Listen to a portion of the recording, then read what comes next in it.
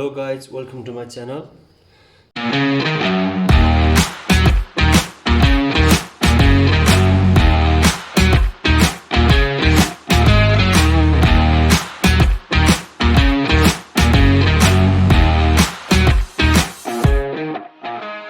Today we'll talk about model 8 part 2, and I already talked about part 1, and if you want to see that video, then you can see here in that I bottom. Okay, today we will start from NACA code. Okay, we will not talk about history of NACA code, but we will talk what is meant by 4-digit code and 5-digit code. Okay, and let's talk with 4-digit code. Okay,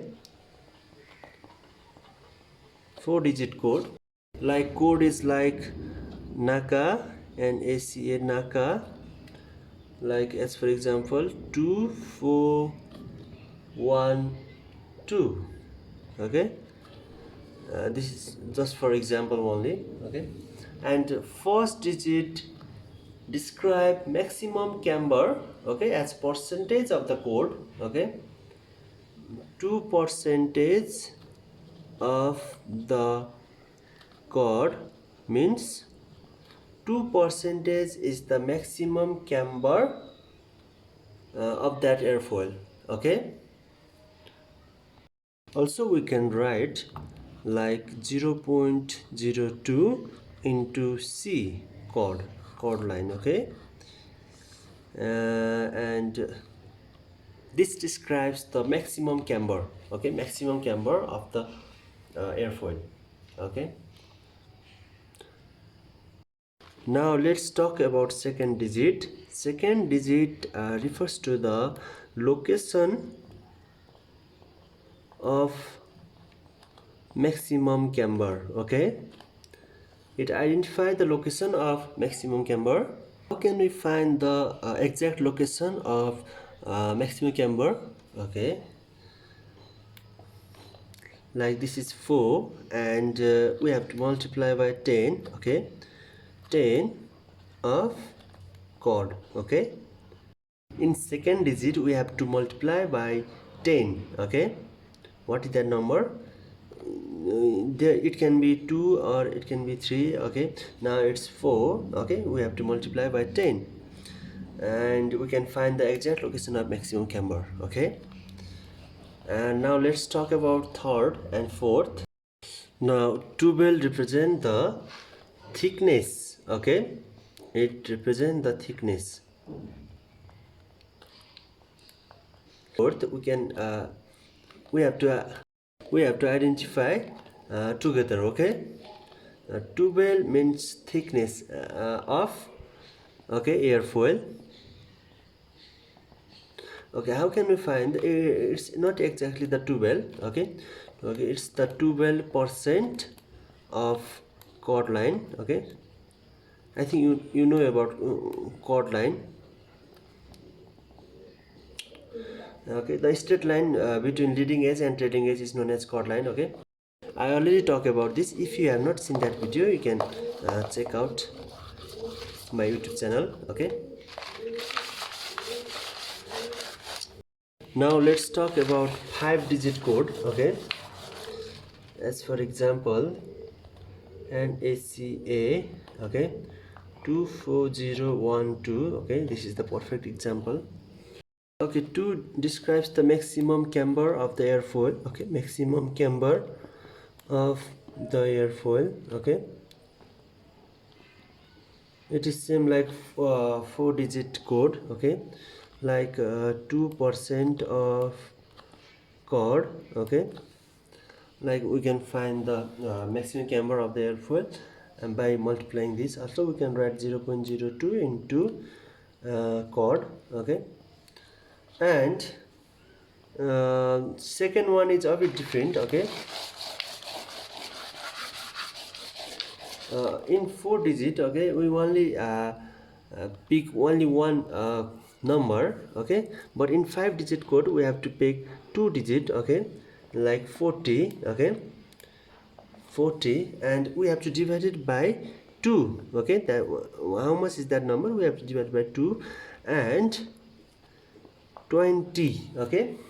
Okay, the meaning is same like the 4-digit code. Okay, it identifies the location of maximum camber. Okay, and 20% of the chord. Okay, we can find the location of maximum camber by doing this formula. Okay,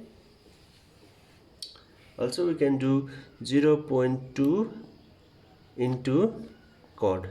Okay,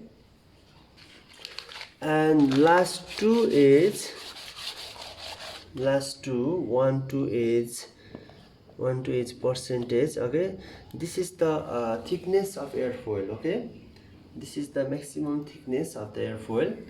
It is also same like a 4-digit code. Okay, in this way we can find the uh, maximum camber and the location of maximum camber and the maximum thickness. Okay, like for example, okay, 24012. Okay, we can say that airfoil has a maximum camber of 2% located at 20% of the chord from the leading edge and a maximum thickness of 12% of the chord. Okay, we can say like that. Now let's talk about angle of attack. Okay, angle of attack. What do you mean by angle of attack? Okay, attacking angle. Okay, simple. We can say that the angle of attack is the angle between reference airfoil direction, usually the chord, and the air velocity. Also we can say that wind velocity, or the flow of air. Okay, that is relative wind. Okay, I can describe in detail. Okay, let us suppose this is the chord. Okay, this is the chord line and this is the flow of wind. Okay, here they make some angle. Okay, they make some angle. This is the chord line. Okay, this is the chord, and this is the relative wind. Okay,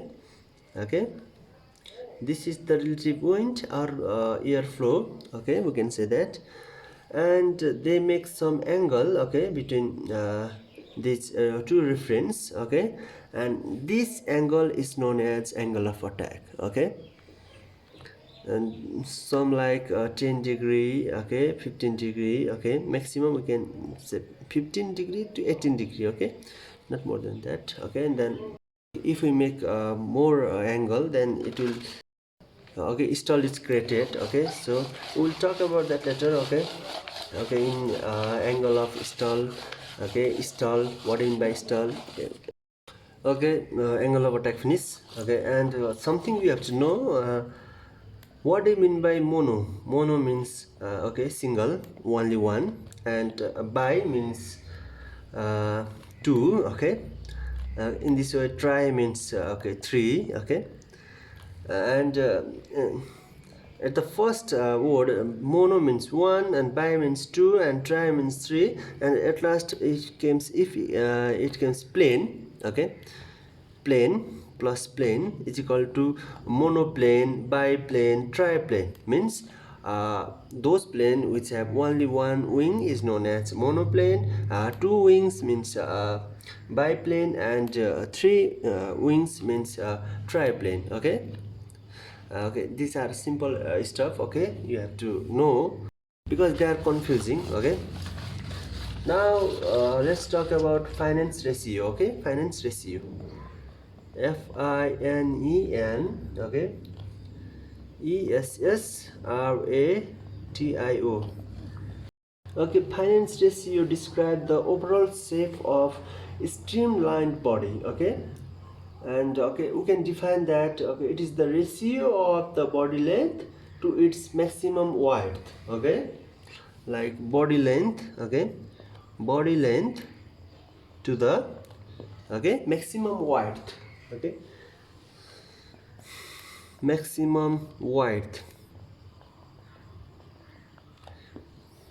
This is the ratio, finance ratio. Okay, this much for finance ratio. Like aircraft which has a short and fat body are called low finance ratio, and those aircraft which have long and skinny body it's called high finance ratio. Okay, usually aircraft that fly at supersonic speed, okay, like Concorde, okay, they have high finance ratio. Okay, now let's talk about wash in and wash out. Okay, let's talk about wash out. Okay, now at first wash out, let us suppose, okay, this is the wing. Okay, this is the wing. For better understand, okay, I made just a straight line. Okay, okay, I'm put in diagram also. Okay, never mind. And wash out, this is the tip. Okay, okay, this is the root and this is the tip. Okay, wash out means, okay, the angle of attack is smaller in wing tip than the wing root. Okay, that means the angle of attack is greater in wing root. Okay, okay, do you understand or not? Okay, let me clarify again. Okay, this is the tip. Okay, the wing is designed in such a way that, okay, the angle of attack in tip, okay, the angle of attack in tip is smaller than the angle of attack in root. Okay, this is known as wash out. Okay, and what is wash in? Wash in means simple opposite. Okay, the angle of attack is greater in tip, okay, wing tip, than the angle of attack in wing root. Okay, mostly, okay, mostly popular is wash out. Okay, wash out is mostly popular in market. Okay, because it reduces drag. Okay, and we'll talk later on about this. And now we'll talk about shape and size of wing. Okay, okay, the aircraft wings can have different shapes, okay, according to the nature and the use of the airplane. Okay, but we'll talk about mostly used aircraft shapes. Okay, there are actually 5 types of wing shape and size. Okay, and straight wing. Okay,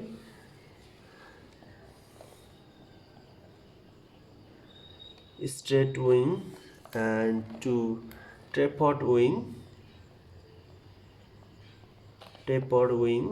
and third, swift wing, at fourth, delta wing, and fifth, variable geometry wing.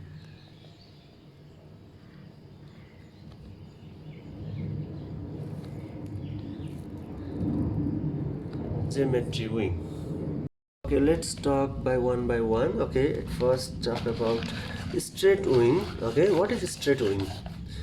Straight wing is the oldest and the first wing shape. Okay, it was the first wing shape that was made in that time, and it is the simplest form of wing. Okay, it is the just simplest form of wing, and it is rectangular in shape. Like this is the wing. Okay, this is the straight wing. Okay, you can see here in diagram. Okay, I will put here. Okay, and this is frontal part, this is tail part. Okay, and this is the wing. Okay, this type of shape, okay, is known as straight wing. Okay, okay, it is easy to make. Okay, but it is not effective. Okay, so it is not used nowadays. Okay, it is not used in present time. And let's talk about tapered wing. Okay, tapered wing. It reduces drag and increases strength because it has trapezoid shaped wing. Okay, it is also known as tapered wing. I can say that it is also known as tapered wing. In simple way, okay, in simple way, we can say that like the middle part is a bit high thickness, but in frontal part and in leading and trailing part it has okay, low thickness. Okay, so this type of wing shape is known as tapered wing. Okay, and it is used uh, uh, for low distance location. Okay, for domestic flights. Okay, we can say that tapered wings are used for less distance. Okay, let's talk about swept wing. Okay, it is the okay, commonly used wing. Okay, and it has also two part. Okay, one positive swept wing and another one is negative swept wing. Okay, and the bending wing. Okay, also it is also known as bending wing. Okay, because it is a bit bent. Okay, like forward in direction or in backward direction, it is a bit bent. Okay, and swept angle is known as the angle between half wing and transversal plane of the aircraft. Okay, we will talk about that, what I mean by transversal. Okay, and there are two types of swept wing. Okay, one is positive swept wing. Okay, one is positive swept wing and another one is negative swept wing. Okay, what do you mean by positive swept wing? Okay, positive swept wing means they are most diffuse configuration. They reduce the drag during the flight, they help the aircraft stability, and they suffer from the tip stall. Okay, I think you don't know about this also till now. I will simplify this. Positive swept wing means those aircraft, okay, which has backward, okay, like backward shape. Okay, this type of shape,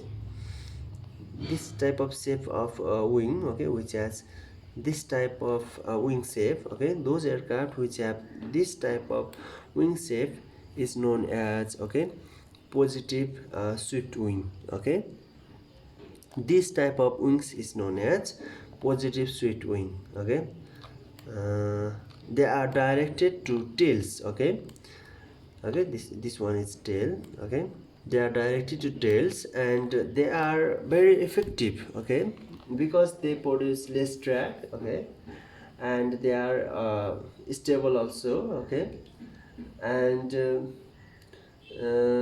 they help the aircraft stability. Okay, and they increase the critical Mach number. Okay, that means critical Mach number means critical Mach number is that point. Okay, uh, up to this point. Okay, the okay, the drag forces is less. Okay, and okay, the aircraft moves in a stable condition. Okay, and after this Mach number, after this critical Mach number, okay, the drag force produce. Okay, the lots of drag force produce, and the aircraft will be unstable. Okay, so we can increase the Mach number by changing in the shape and size, by changing the design of the aircraft. Okay, don't be confused, and I will not go further details. Okay,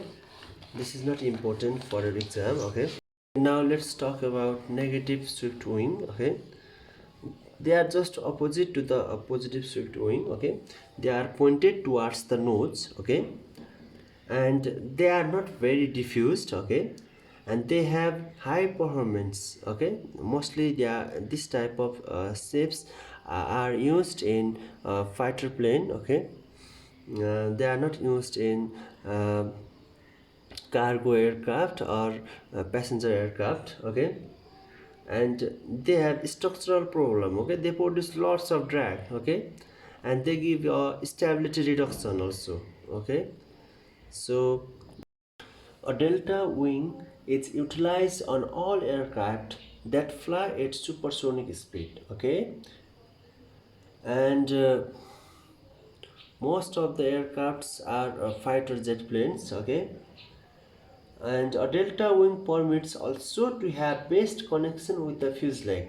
Okay, that means body, and so it has better hardness.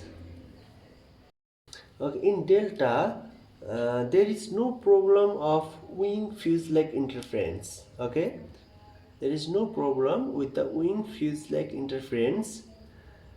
Delta wing aircraft has characterized by low wing load. Okay, because the wing surface is greater than the surface of a classic configuration aircraft. Okay, and they produce lots of drag. Okay, and simple one, small one is delta wing. Also that bigger one, which is known as double delta wing. Okay, it has larger size and it has some triangle shape in the nose part. Okay, now let's talk about variable geometry wing. Okay,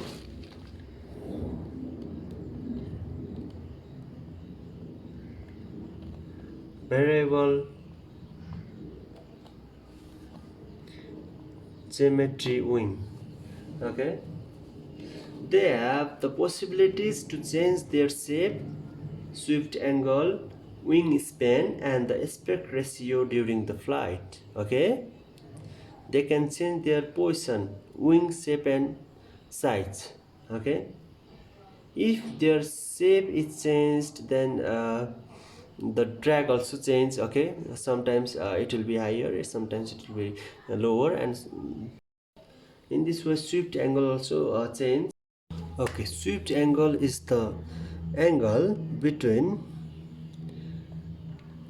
the center line of the aircraft. Okay, this is the center line of the aircraft, and okay, and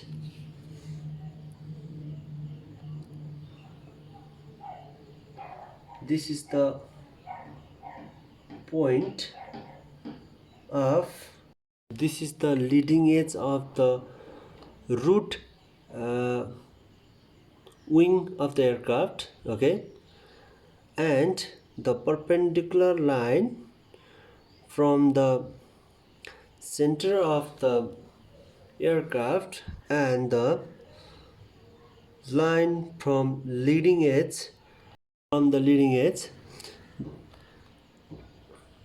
this is known as the swept angle. Okay,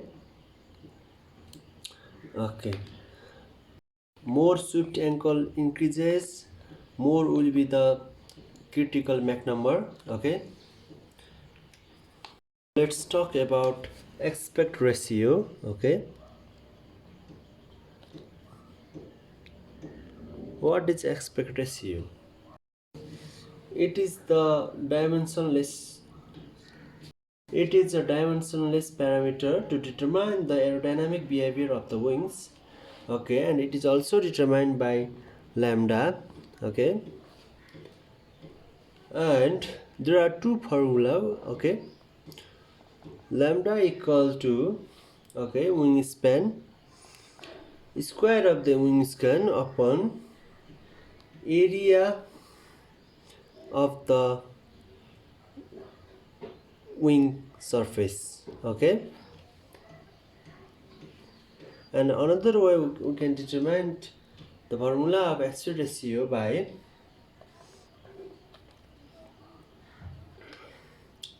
wingspan upon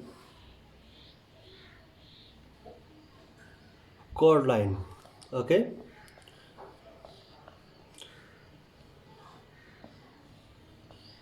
What do you mean by wingspan? Wingspan means the length between one tip of wings to the another tip of the wing. Okay, this is known as wingspan. And area, surface area means area, and chord means, as you know, the chord line, the shortest distance between leading edge and the trailing edge. Okay, you have to understand this formula. Okay, this is important for your exam. For your exam, what do you mean by 10 aspect ratio, or what do you mean by aspect ratio of 10? It will ask in your exam. Then you have to understand that. Okay, the aspect ratio of 10 means the wingspan is 10 times the mean chord. The wingspan is 10 times greater than the mean chord line. Okay, you have to understand that. These are all related to the formula. Okay. Okay, each aircraft category has a specific aspect ratio. Okay, and fighting and supersonic aircraft have aspect ratio of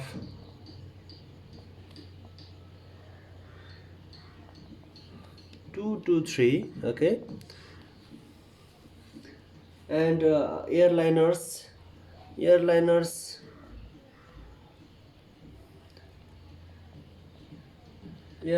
has about 7. Okay, aspect ratio 7. And gliders has 20 to 30. Okay, gliders has more aspect ratio.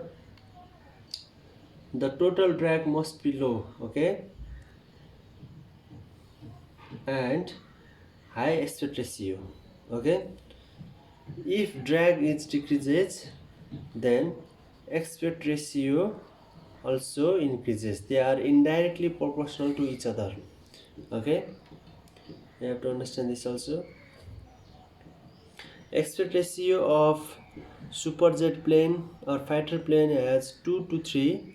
Okay, and the aspect ratio of airliners like Boeing 777, A380, A350 has 7 aspect ratio, and gliders have 20 to 30 aspect ratio. Okay, they have no engine, they have less weight, they have more wingspan. Okay, to make more aspect ratio, we have to increase the wingspan and the weight of the wings. Okay, we have to decrease the weight of the wings.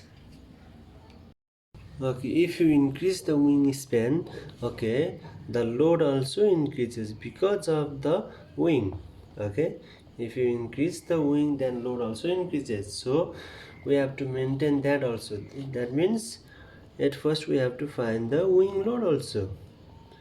Okay, to find the wing load, at first identify the weight of the wing to the area of the wing.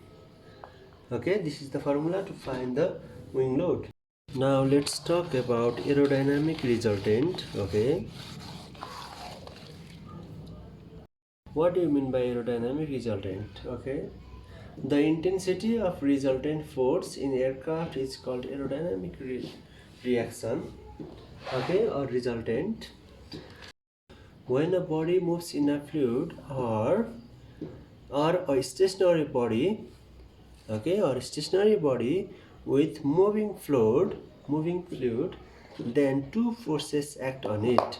Okay, they are, one is lift. Okay, one is lift, two is drag. Okay,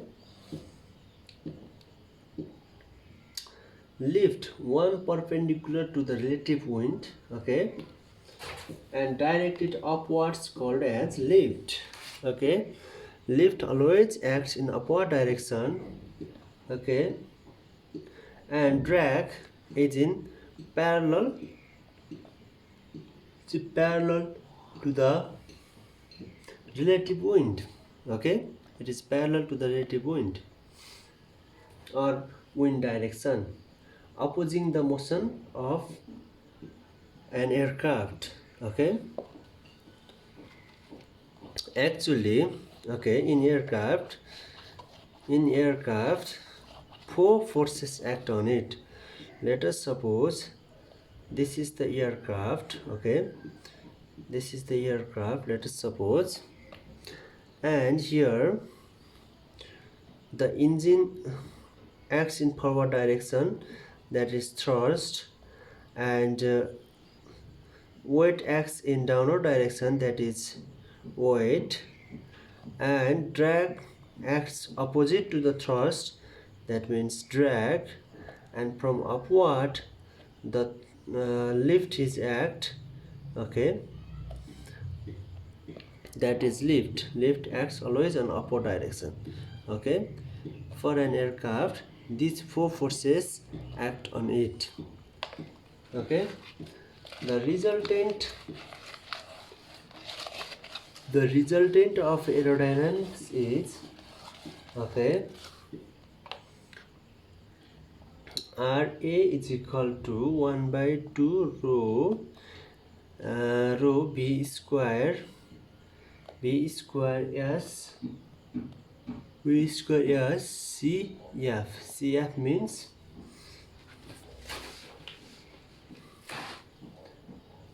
form factor. Okay, here in this case CF is determined experimentally. Okay, it is not possible to identify CF in theoretically or in mathematical form. Okay, it is only possible to identify this in practically. Okay, now let's talk about center of pressure and aerodynamic center. Okay, aerodynamic center and center of pressure. Now let's talk about center of pressure. Okay, center of pressure. What is center of pressure? It is obtained by the interaction between resultant force and chord line. Okay, center of pressure move forward when the angle of attack increases and vice versa. Okay, it is obtained by the interaction between resultant force. Okay, resultant force is equal to, okay, lift square plus drag squared. Okay, now let's go from basic, okay, about the lift. Okay, before starting the lift, okay, I want to tell you something, that is law of continuity. Okay, I think you have studied in +2 level. Okay,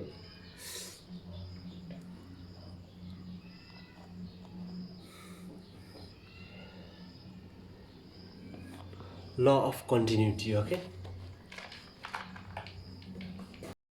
and it is only hypothesis. Okay, in real condition it is not applied. Okay, and the velocity of that fluid is constant. Okay, and also we have to make that incompressible fluid. Okay, that is a liquid. Okay, it states that, okay, the product of velocity, okay, the law of continuity states that the product of velocity and its cross section area, okay, and its cross section area,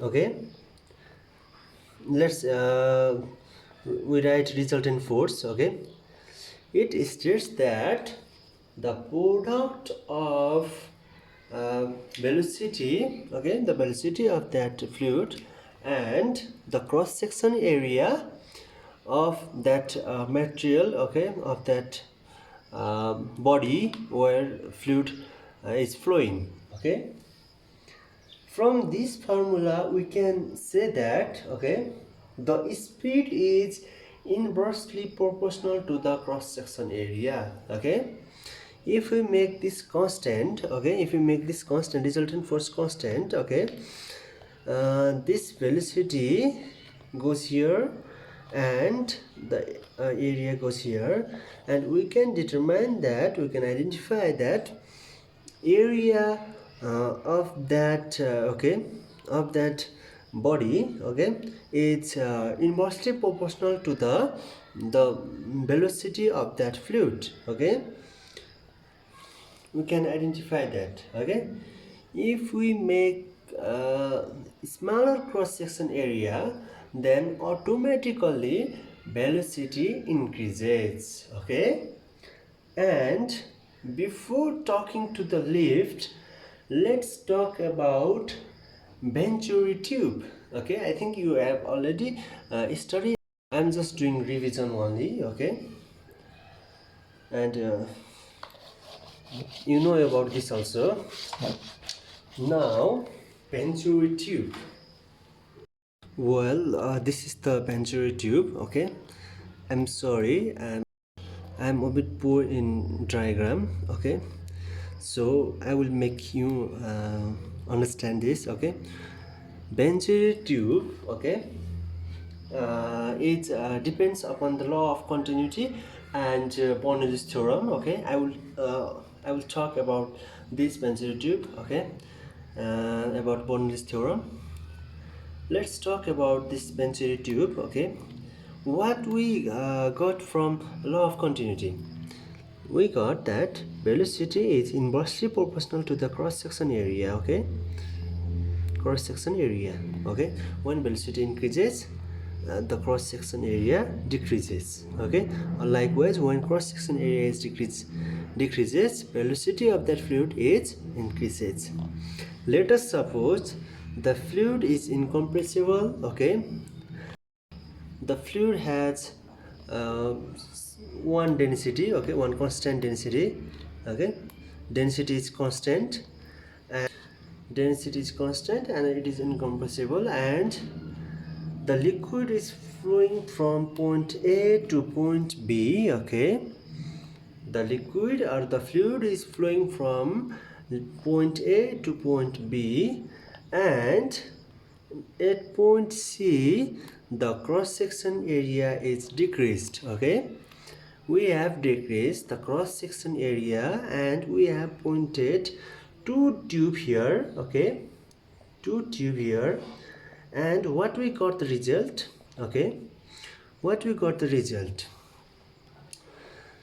we at first we identified that the velocity of this in the AC point. Okay, before going to that narrow part. Okay, the velocity of that fluid is low, but at point C, okay, in small part of that tube, okay, the velocity increases. Okay, the velocity increases as we got from the law of continuity. Okay, the area, the cross section area of this point is decreased, so that the velocity of that fluid is increased. Okay, and from after this part, again the velocity is same as initial part. Okay, the velocity is same as the initial part. Okay, and point 1 we got. Okay, we got this velocity increases when the cross section area is decreases from law of continuity.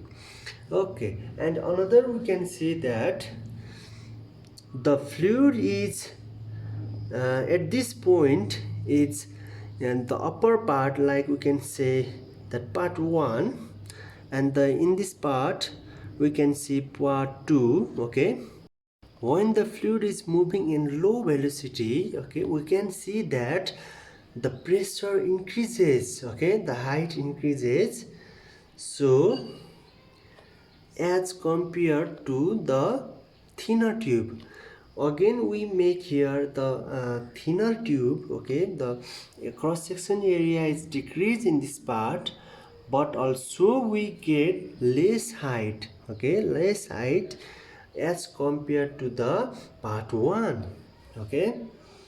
That means we got the result that, okay, the pressure decreases, okay, the pressure decreases when the velocity increases, okay. The velocity and pressure are inversely proportional to each other, okay. From this experiment we got two results, okay. One is velocity is inversely proportional to the cross section area, okay, cross section area of that tube. And another one we got this is the velocity is inversely proportional to the pressure, okay, pressure. When the velocity of any fluid increases, then in that part the pressure decreases, okay. Let's talk about Bernoulli's theorem, okay. BERNOULLI'S Bernoulli's theorem, okay. It is also hypothesis, okay. Okay, we can understand more things from this Bernoulli's theorem, okay.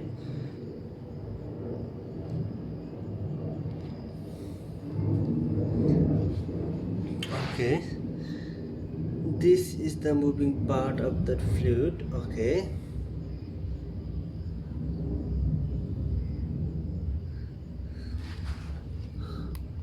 Okay, this is the tube, okay, where fluid is moving, and fluid has okay, same density and okay, incompressible, okay. And Bernoulli's theorem tells that, okay, the total energy remain constant over the tube, okay, from starting to from ending point the total energy remain same, okay. That means total energy means potential energy, okay, plus kinetic energy plus pressure force energy, okay. They remain constant over the tube, okay. At first the fluid is moving in a constant velocity, okay. I don't have to talk about that, okay. The main point is, okay, the potential energy, kinetic energy and the pressure force remain constant over the tube, okay. Okay, let's go detailedly, okay. Like the fluid is moving it like this, okay. And if you consider here h1, okay, height, h2, okay, the velocity is moving v1, and at point b, b2, okay, a and b, okay. Okay, the energy remain constant at point a and point b, okay, as according to the Bernoulli's theorem. So we can get that, okay, like potential energy at point A plus kinetic energy at point A plus pressure energy at point A is equal to, okay, potential energy at point B, okay, kinetic energy at point B, okay, and pressure energy at point B. What is the formula of potential energy? Okay, mgh, okay, h1 we can say that, and 1 by 2, okay, mv1 square, okay, mass is same, and pressure energy is pressure energy is pressure into volume, okay, and volume also goes from rho is equal to mass upon volume, and volume goes here mass upon rho. That we can write that pressure into m upon rho, okay, is equal to mgh2 plus kinetic energy here 1 by 2 mv2 square plus p pressure dot m, okay, sorry, p1 pressure, p2 pressure also changes here at point A and point B upon rho, okay, this we will get, okay. And let us suppose the height is not more difference, okay, the height is same at point A and point B. So if we consider contiguous section, okay, where h varies insignificantly, and we can eliminate the term h, okay, due to the potential energy, okay. And also at this point we can divide all term of mass, okay, and multiply by the density. Then what we will get, okay, we will get 1 by 2, okay, rho b1 square plus p1 plus 1 by 2 rho b2 square plus p2, okay, we will get this, okay. If we eliminate the h height and if we divide it by all term mass and multiply by the density, then we will get this result, okay. And after that, okay, p1 minus p2 is equal to, okay, after simplification, rho b2 square minus b1 square, okay, 1 by 2 here, okay, and b1 b2 here, okay, this goes here, and p1 minus p2 means p1 minus p2 p2 comes here, okay. And from this formula we conclude that, okay, if the fluid velocity increases, okay, between two contiguous section, okay, then the pressure decreases, okay. That we can say that when pressure increases, okay, velocity decreases. Like same ways when ALAMBART, okay, this is also theoretically, okay, theoretically proved, okay, not practically, okay. And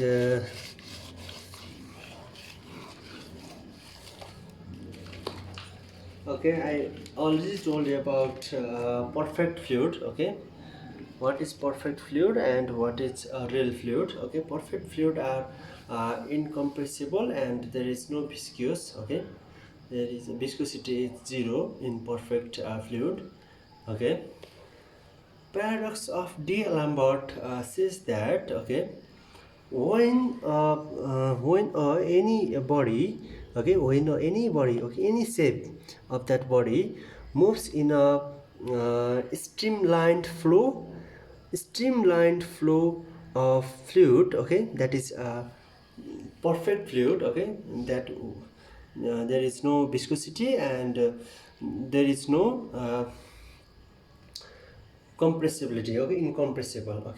When the fluid is incompressible and the fluid has no viscous, okay, the viscosity is 0, in that condition, okay, the paradox of D'Alembert says that there will be no resistance, okay, there will be no resistance force, okay, that means friction force, okay, friction force will be 0, okay. Again I will repeat that, okay, when the perfect fluid, that perfect fluid means incompressible and no viscous, okay, flows to any part of the body which has any shape, okay, the body which has any shape, okay, moves to that perfect fluid, okay, then there will be no resistance. Okay, there will be no resistance.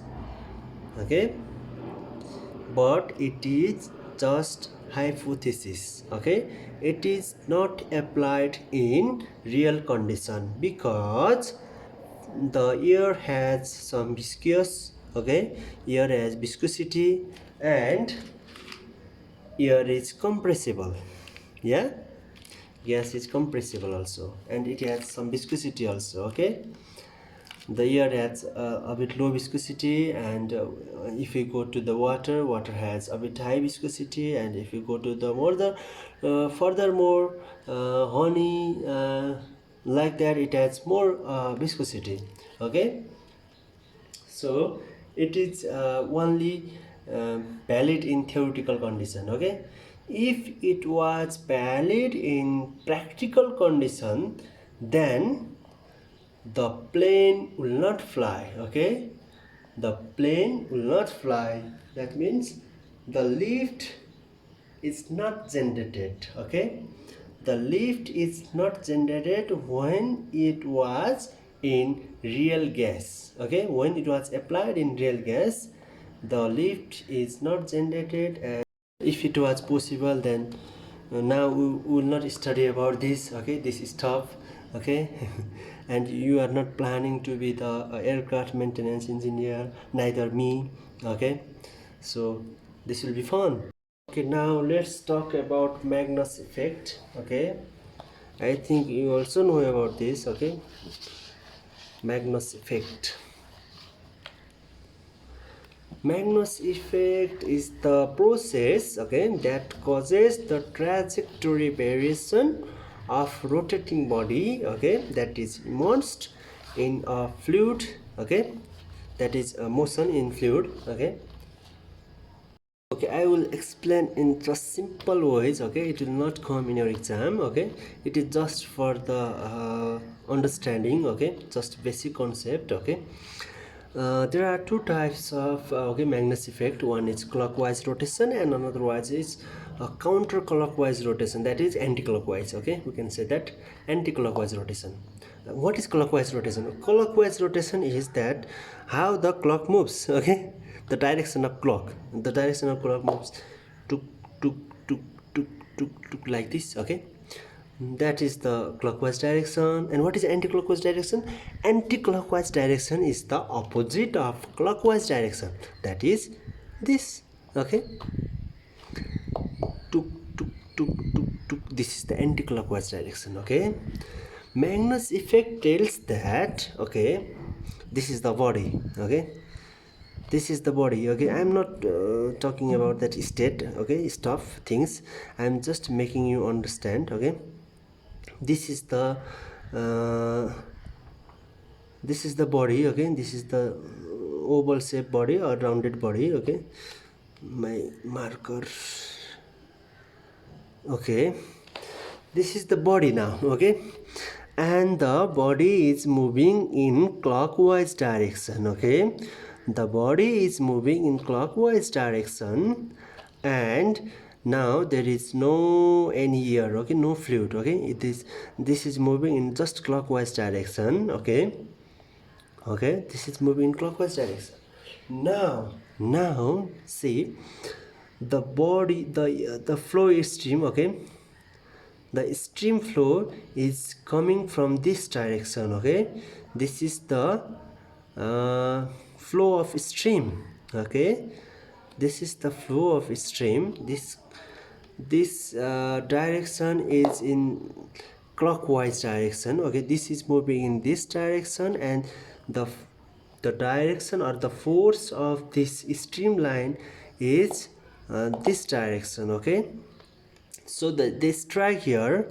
Okay, they strike here, and the resultant force, okay, I'm talking about the resultant force, okay, applied here is upward. Okay, the force, okay, the resultant force applied in this body is just perpendicular to that body. Okay, again I will repeat that. Okay, the body is moving in clockwise direction. Okay, the body is moving in clockwise direction. The flow of streamline is forward direction. Okay, forward direction. So Magnus effect tell that the resultant force applied in that body is just perpendicular to that body. Okay, the resultant force applied in that body is just upward. Okay, just applied upward, and which is perpendicular to that moving body. Okay, rotating body. Okay, this is the clockwise direction. Okay, clockwise rotation. Okay, and same like that anti-clockwise direction. Okay, when the body is moving in anti-clockwise direction, now the body is moving in anti-clockwise direction, that means this direction. Okay, okay, opposite to the clock. Okay, the body is moving in this direction, then the resultant force applied to the downward direction. Okay, the resultant force applied in the body is downward direction. Just example that football is the best example of Magnus effect. Okay, they practice so hard that they rotate the ball. Okay, they rotate the ball, so they move in that one direction. Okay, they move in that direction like that. Like this is the post. Okay, this is the post, and that here is the Ronaldo or Messi. Okay, I love both of them, and he throw the ball. Okay, in this rotating body. Okay, in this direction. Okay, in this direction, and the force applied in this direction. Okay, the force is applied, the resultant force is applied in this direction, so the ball moves like in like this direction. Okay, in this direction, like curve direction. Okay, so this is the best example. I hope you understand. Okay, and if you have not, please let me know in the comment section. Okay, now the interesting part came. Okay, now forces acting on aircraft. Okay, forces acting on aircraft. Okay, this is the important part. Okay, you have to understand this, and this is also interesting. Okay, and now this is the plane. Okay, this is the plane. Okay, this is the plane, this is the nose. Okay, I'm sorry. I'm sorry, because I'm poor in drawing. Okay.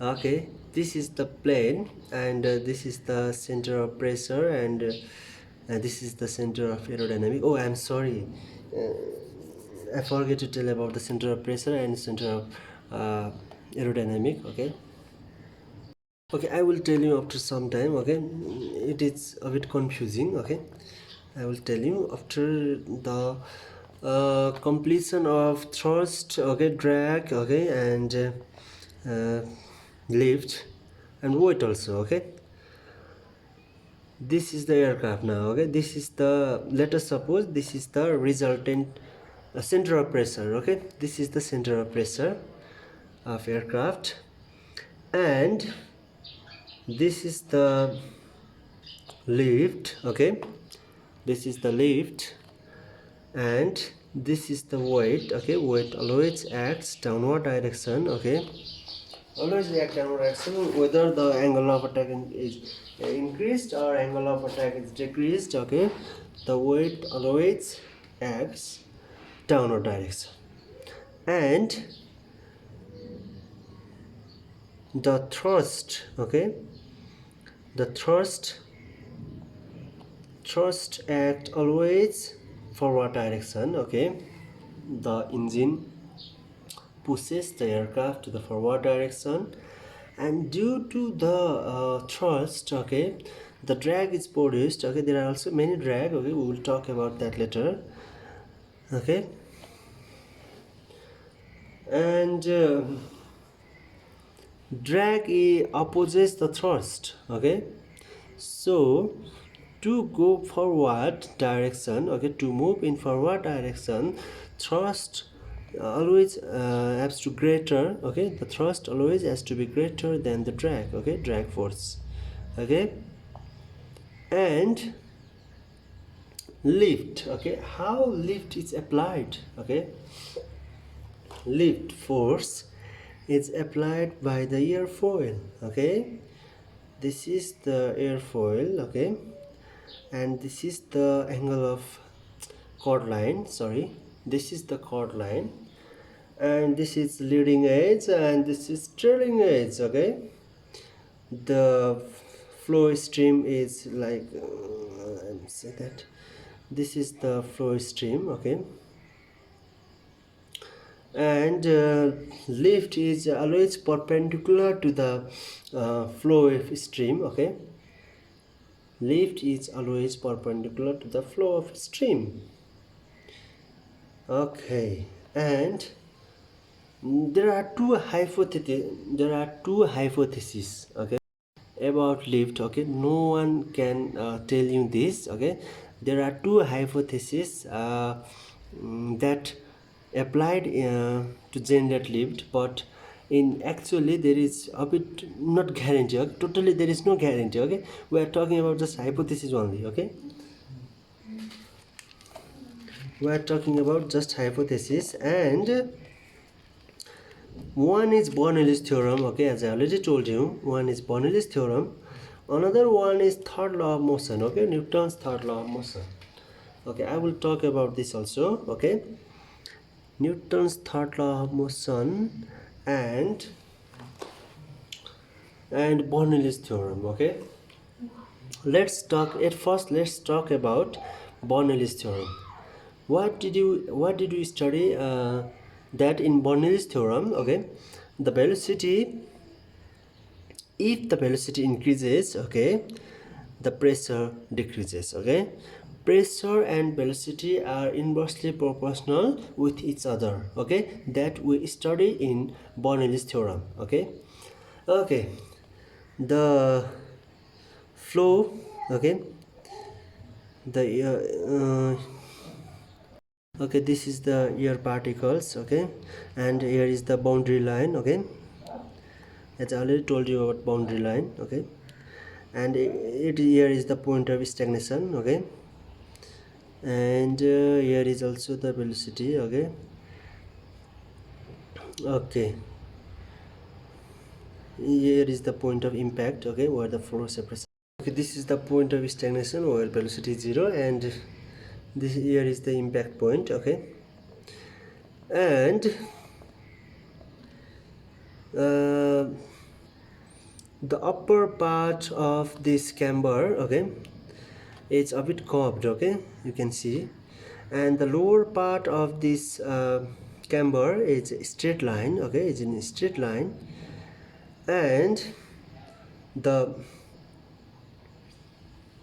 according to the Bernoulli's theorem, okay, after some time, okay, they have to be in normal condition. Okay, they have to transfer in normal direction. Their velocity has to be constant. Okay, after passing the airfoil. Okay, so the air particles in upper part, okay, upper camber, the air particles in the upper camber has to transfer a bit longer distance, okay, as compared to the lower camber. Okay, because due to the curvedness, okay, due to the curvedness, the velocity changes. Okay, the velocity increases in the upper camber, okay, as compared to the lower camber, due to the airfoil shape and size. Okay, due to the airfoil shape and size, and that means the velocity, the airfoil is made in such that the velocity of this particle, air particle, has to cover, the air particle has to cover a lot of distance than the lower then the lower particles, okay, lower air particles, okay. So due to this difference, okay, the velocity difference, due to the velocity difference, okay, there will change in the pressure, okay. The velocity rises here, okay. The velocity rises in the upper surface. That means the pressure decreases, okay. The pressure is low in upper direction and as compared to the lower direction, okay, the lower camber. The upper camber has less pressure and the lower camber has high pressure, okay. We understand this, okay. Do you understand what I am saying? Okay. Pressure, due to the pressure difference, okay, the lift is generated, okay. How lift generated? Because the body always moves from low pressure, high pressure to low pressure. The body always moves from high pressure to low pressure, so the lift is generated in the aircraft, okay. Okay, the thrust can generate the lift, okay. The airfoils, okay, the wings generate the lift, okay. So this is the phenomenon of lift, okay. And let's talk about third law of motion, okay. let's talk about third law of motion in airfoil, okay. How lift is generated according to the third law, Newton's third law of motion, okay.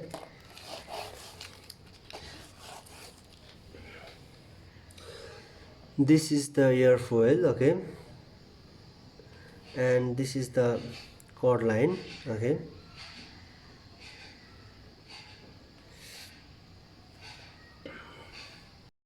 Okay, let's make airfoil, okay. This is the airfoil and this is the chord line, okay, sorry, this is the chord line, okay. And this is the flow of stream, okay, stream flow.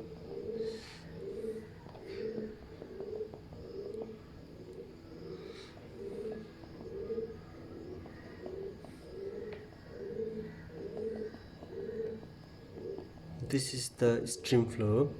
According to the third law of motion, in every action there is an equal and opposite reaction, as you know that, okay. I will not go in that condition, I will go here, okay. The velocity of air is moving in this direction, okay, and the aircraft is moving in that direction, okay. The lower part of this camber is a bit inclined, yeah. The lower part of this angle is a bit inclined in this direction, okay, that I zoomed here. And the flow of stream, okay, stream flow is like in this direction, okay, in this direction, okay. According to the third law of motion, okay, in every action there is an equal and opposite reaction, okay. That means the air flow opposes the aircraft to the upward direction, okay, because the air is moving in this direction, downward direction. At first the air was moving in horizontal condition. After some time the air moves to downward direction. That means the air pushes that airfoils to upward direction according to the third law of motion, okay. Do you understand or not?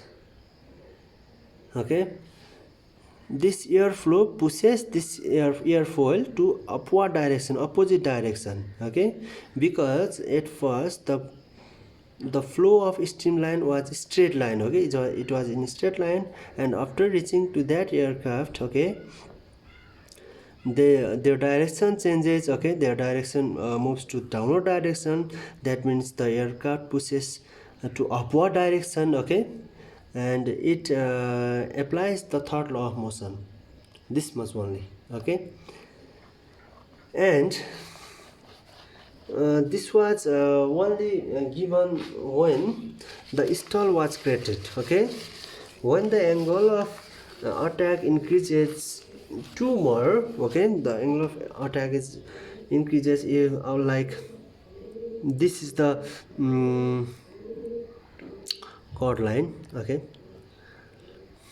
let us suppose, and this is the flow of stream, okay, and suppose the angle of attack is more than 18 degrees, 18 degree, and here we can see the stall produced, okay. What do you mean by stall? Okay, let's, I will make one video for this, okay. Look, the flow of stream is moving in this direction, and the angle of attack is 18 degree, okay, and the flow of stream, okay, this the airflow stream distracted here, okay, distracted, that means the they separated from the boundary line, okay, the boundary line. That means the at first they were in laminar condition, then they produce and that changes into turbulent, okay. So in this condition they move like this direction, okay, they move like this direction, and here the pressure become so low, okay, the pressure decreases here due to the turbulent. So the lift decreases, okay, there will be no lift, so the aircraft will go to the downward direction, okay, the aircraft will go to the downward direction. So due to this fact, okay, the third law of motion is applied in lift process also, okay, in lift condition also third law of motion also applied, okay. I describe this a bit more, okay, because to make you understand, okay, it is important for you guys, okay.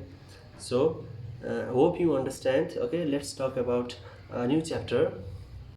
In thrust, okay, there is only the third law of motion applies, okay. Lots of lots tons of air pulled back, then the air pushes the aircraft to forward direction, okay. There is only applied third law of motion in thrust, okay. There is no another force, but in the lift condition, okay, we can apply third law of motion also, Bernoulli's theorem also, okay. Hope you understand. And let's talk about drag. Okay, now let's talk about drag, okay. Drag is divided into two parts, okay. One is form drag, okay,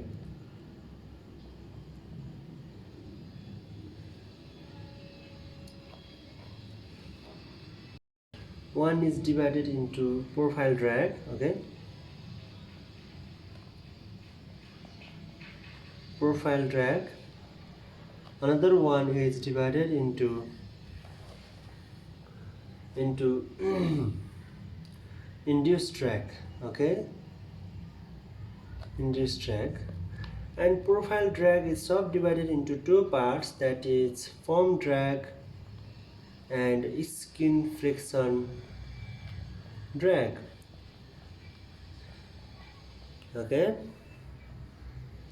There are also another type of drag, that is wave drag, okay. We will not talk about that wave drag because it is not important now, because we are talking about slow aircraft. We are not talking about fighter plane, jet plane and supersonic aircraft, okay, which is faster than the speed of sound. We are talking about airliners, aircraft maintenance engineer, okay. It is not important. And wave drag is not more details, okay. Yeah, wave drag is simply known as when the speed of aircraft, okay, goes more than the speed of sound, then one drag is produced. This drag is simply known as wave drag, okay. Now let's talk about profile drag, okay. Profile drag is subdivided into two parts, okay, that is form drag and skin friction drag, okay. Form drag, what do you mean by form drag? Okay, it depends upon the shape of the body, okay. It depends upon the shape of the body. To reduce form drag, okay, we have to reduce thickness at the end of the aircraft, okay. Like in simple OH, okay, I will make uh, one example, okay. This is the airfoil, okay. This is the airfoil, and the air is moving in this direction, okay. The fluid is moving in this direction, and you can see, okay, the air is separation, that is point of separation and impact point, okay. And this is uh, in laminar condition, and here is a boundary layer, and the air is moving in this direction, and here is one, we can see their gap, okay. And this gap is covered by this ear and this ear, and make turbulent, and due to the turbulent, okay, due to turbulent, one drag is produced, and this drag is known as form drag, okay, simple wise, okay. Okay, I hope you understand, okay. This is the leading edge, this is the trailing edge, and here is the boundary line, okay, and this is the airflow, okay, and there is some gap, okay, and the laminar, okay, the flow becomes laminar to turbulent, and due to the turbulent, one drag is produced, and this drag is known as form drag. Simple, finish, okay. And another one is skin drag, okay. Skin drag, form drag is not only produced in the wings only, it will produce in every part. So um, when there is one small thickness in lower part, okay, this is fuselage, some like in fuselage also form drag is produced, okay. And in some low aircraft there is one supportive tank, okay, that supportive part also we can also see, and also we can see form drag in root part of the wings, okay, we can see there also. So I'm just telling you the definition of form drag, okay. Form drag is produced uh, in part of the body, okay, just in part of the body, like trailing edge of the wings, okay. And now let's talk about friction drag, okay.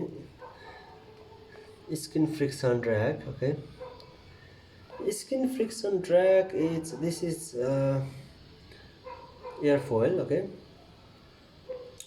and the airflow is moving in this direction, okay, they are laminar, and here we can see boundary, okay. In microscopic layer, okay, we can see the there is some friction, okay, in microscopic level. If I pick this point into this, okay, this, okay, this is the point, okay, this is the point of from this to this, okay, we can see some rough surface, okay, in every part, okay, in every part. How much we make smooth, okay, how much we make skin friction, okay, there is some friction, okay, there is some roughness in every particle, okay, in every material, okay. So we can see some roughness here, okay, and this is caused, okay, some the airflow, and the airflow moves in this direction, and they changes to the airflow changes to laminar to turbulent, okay, from laminar, and due to this, okay, due to this condition, one drag is produced, and this drag is known as skin friction drag, okay, simply known as this. That skin friction drag is also known as friction drag is also known as skin friction drag, okay, because This drag is produced due to the roughness of skin, okay, due to the roughness of skin of that body, okay. Now let's talk about induced drag, okay. What do you mean by induced drag? Let's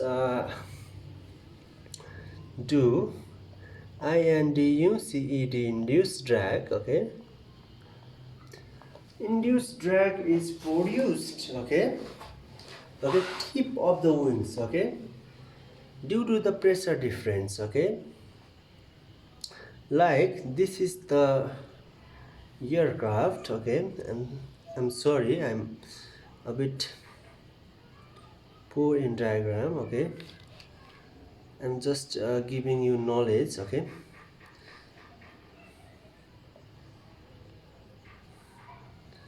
I'm just giving you knowledge about induced drag, okay.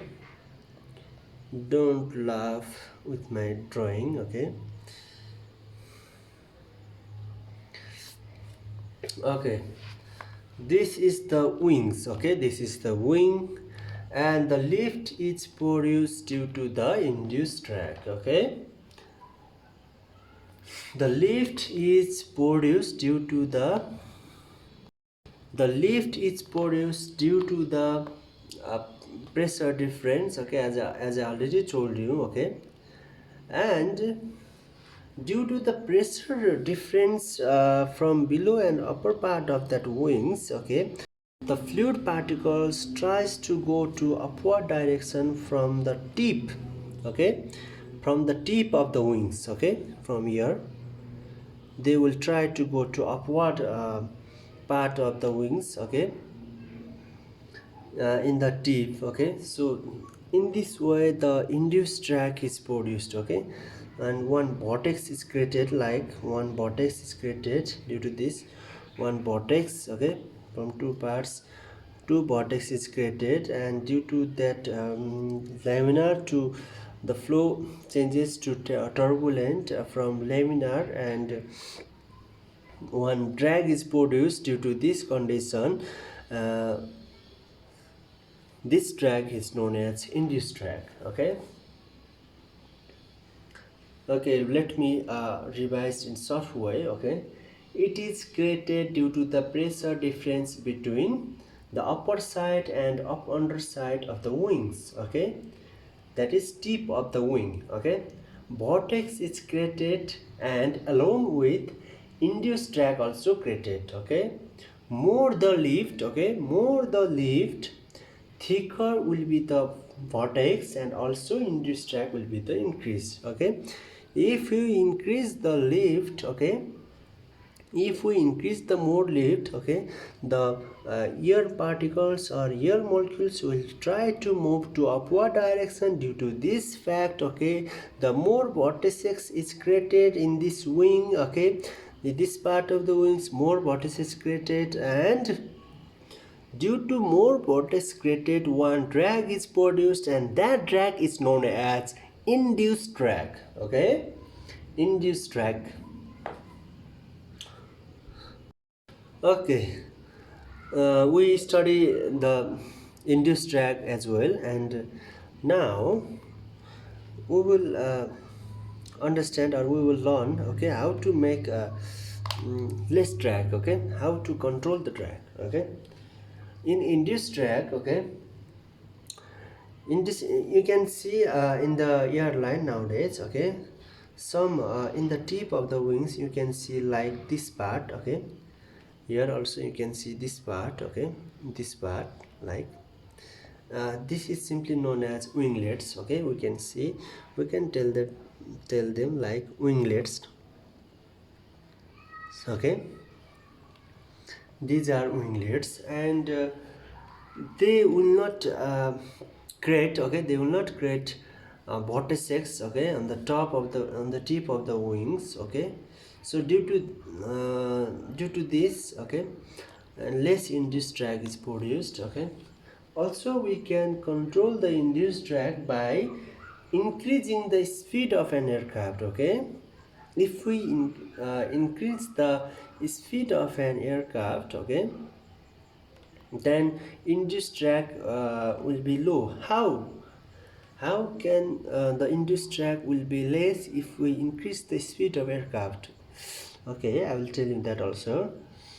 If we increase the speed of aircraft, okay, the lift will produce at small angle, okay, at small angle, okay. When speed is increases in the aircraft, then the with low pressure, okay, with low pressure difference, the lift will generate, okay, in the aircraft. So due to less uh, pressure difference, the drag also produce less, okay. So to make less induced drag, okay, the front sweep also better, but it is not good for the airliners, okay, because uh, friction drag also act on it, and also foam drag also act on it, so it is not good uh, uh, for the proper work. So we have to add also another thing. If we increase the speed of aircraft, okay, the friction force also increases, friction force drag, okay, and foam drag also increases. So we have to better maintain the drag, okay, and we can control the induced drag by reducing the angle of attack, okay. If we reduce angle of attack, okay, then the pressure difference between two upper parts and lower parts of the wing will be not more difference, okay. There will not be more difference between two side of the wings, and then due to the less pressure difference, there will be less vortex, okay, small vortex produces around the tip of the wing, okay. So if we increase the aspect ratio, okay, increasing the aspect ratio also reduce induced drag, okay.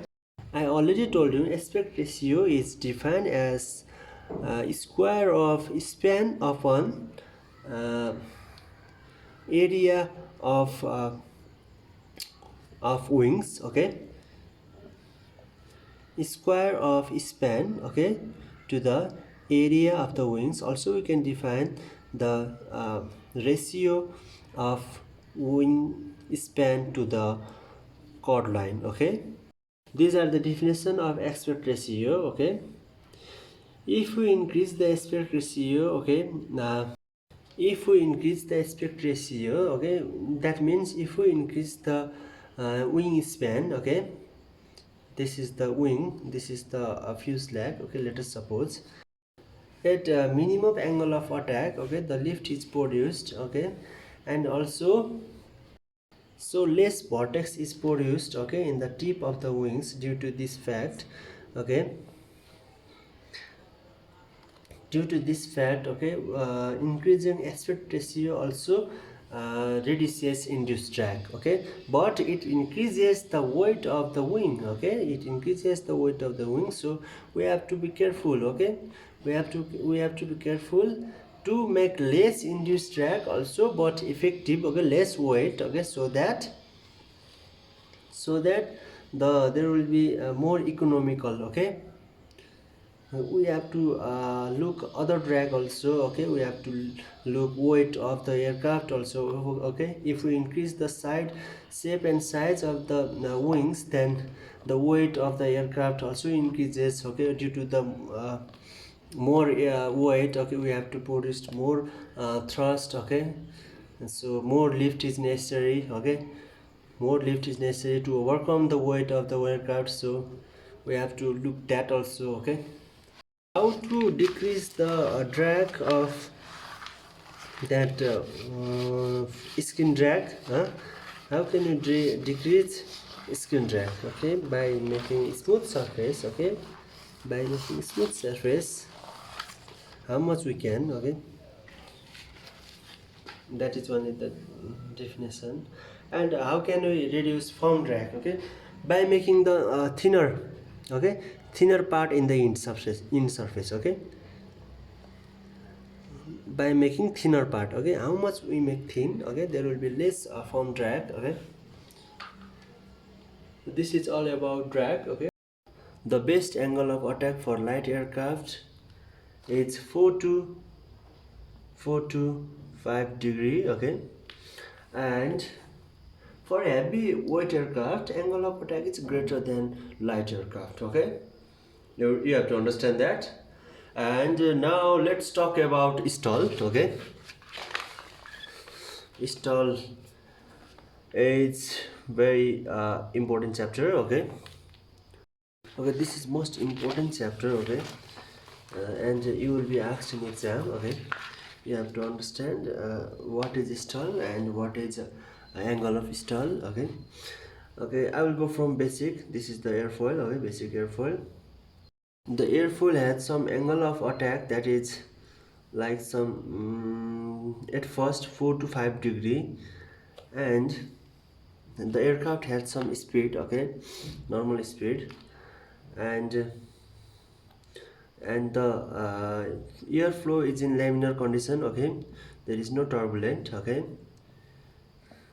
At second stage, okay, when the angle of attack increases more than 18 degree, okay, then the airflow changes from laminar to turbulent, okay. Laminar to turbulent means laminar to turbulent means the separation of air starts, okay. That means the detachment of the aerodynamic flow, okay. And at this point, okay, the pressure will be low, okay. So due to this fact, okay, the one turbulent start, okay. Due to this turbulent, the lift dramatically decreases, okay, and this is known as stall, okay. Due to the turbulent, okay, the lift dramatically decreases, okay, and the resistance increases so much that aircraft will be unable to take the lift, okay. Okay, it arises when the speed of aircraft is low, okay. Okay, and I hope you understand this, what I mean by stall. And stall angle, or we can say critical angle of attack, okay. Stall angle or critical angle of attack are same, okay. It's the angle, okay, where airflow changes from, okay, the angle where airflow changes from laminar to turbulent, okay. The angle where airflow changes from laminar to turbulent is known as stall angle, okay. The stall angle or critical angle of an aircraft is 15 to 18 degree, okay. This is the critical angle. And to reduce the symptoms, okay, to reduce this stall angle or stall, okay, to reduce this stall, okay, pilot has to increase the speed of aircraft, okay. Pilot has to increase the speed of aircraft, so there the thrust will increase, okay. The thrust will increase, and due to this fact lift increases, okay. This is all about stall and stall angle, okay. Don't be confused, stall angle and critical angle of attack, okay. Another we can see the ice and snow contamination, okay. The ice and snow contamination, the contamination of ice, snow and frost, okay, reduces 50% lift, okay. So it affect dramatically, okay, and it affect more in wings and tail, okay. They are the main part of the aerodynamic, okay. And it disturb the aerodynamic effect, okay. Although the lift is greater in cold season than the summer season, we have to remove the snow, ice and frost from the aircraft, okay. So one tube, that is a pitot tube, okay, PITO pitot tube, okay, it's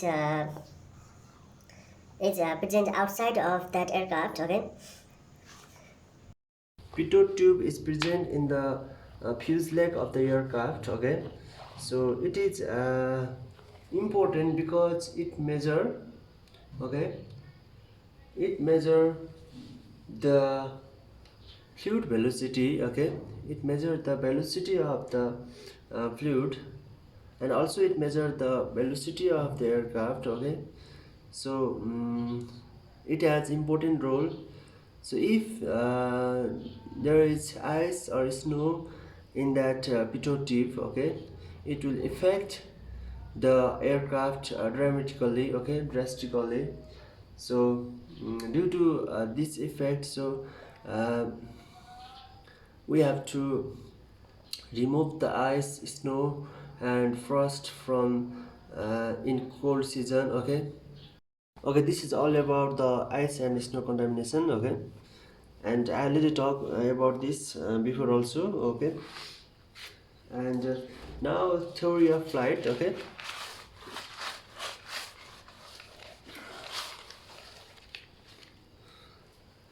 Okay, it is important for your exam. Theory of flight. Longitudinal axis, lateral axis, okay, vertical axis. There are three types of axis in the aircraft, okay. Longitudinal axis means this is the aircraft. Let me draw.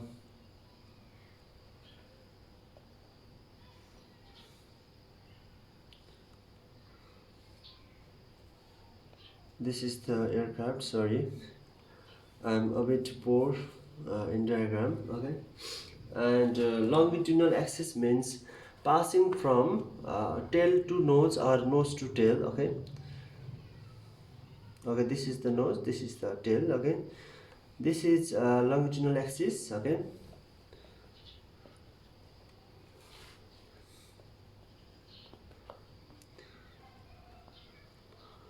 This is longitudinal axis, and this lateral axis means straight line from tip to another tip of the wings, okay.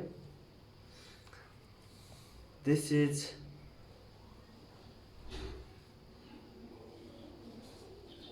okay, this is the lateral axis or transversal axis, okay. Lateral axis. And vertical axis means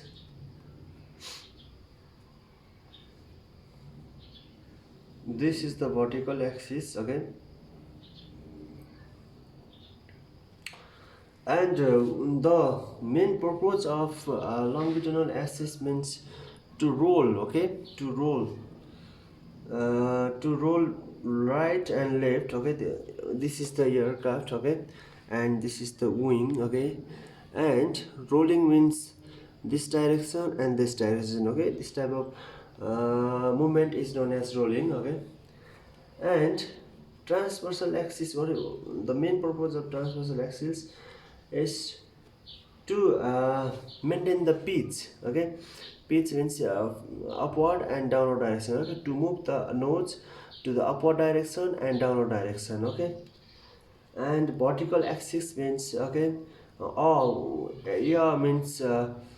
yeah means this direction, left direction, right direction, okay, or anti-clockwise direction or clockwise direction, okay, to move the aircraft. There are three axes, okay. I already told you. I hope you understand this also. Now let's talk about center of gravity. As I already told you, center of pressure, okay, and I will do some revision, okay. Okay, let us suppose, okay, this is the aircraft, okay, fuselage, and this one is the uh, wings, okay, and this is the tail. And the center of gravity means the total weight, okay, total weight of the aircraft, okay, pointed downward direction, okay. And center of pressure is the center of the lift. Okay, lift is produced by the wings, and between the wings, okay, center of pressure is applied here. Okay, and another difference is center of pressure is movable. Okay, when the angle of attack increases, okay, it moves forward, and when the angle of attack decreases, it moves backward. Okay, and gravity always acts in downward direction. And one thing you have to know that, okay, one thing is important, that, okay, center of pressure, okay, think that center of pressure, I will write center of pressure, so always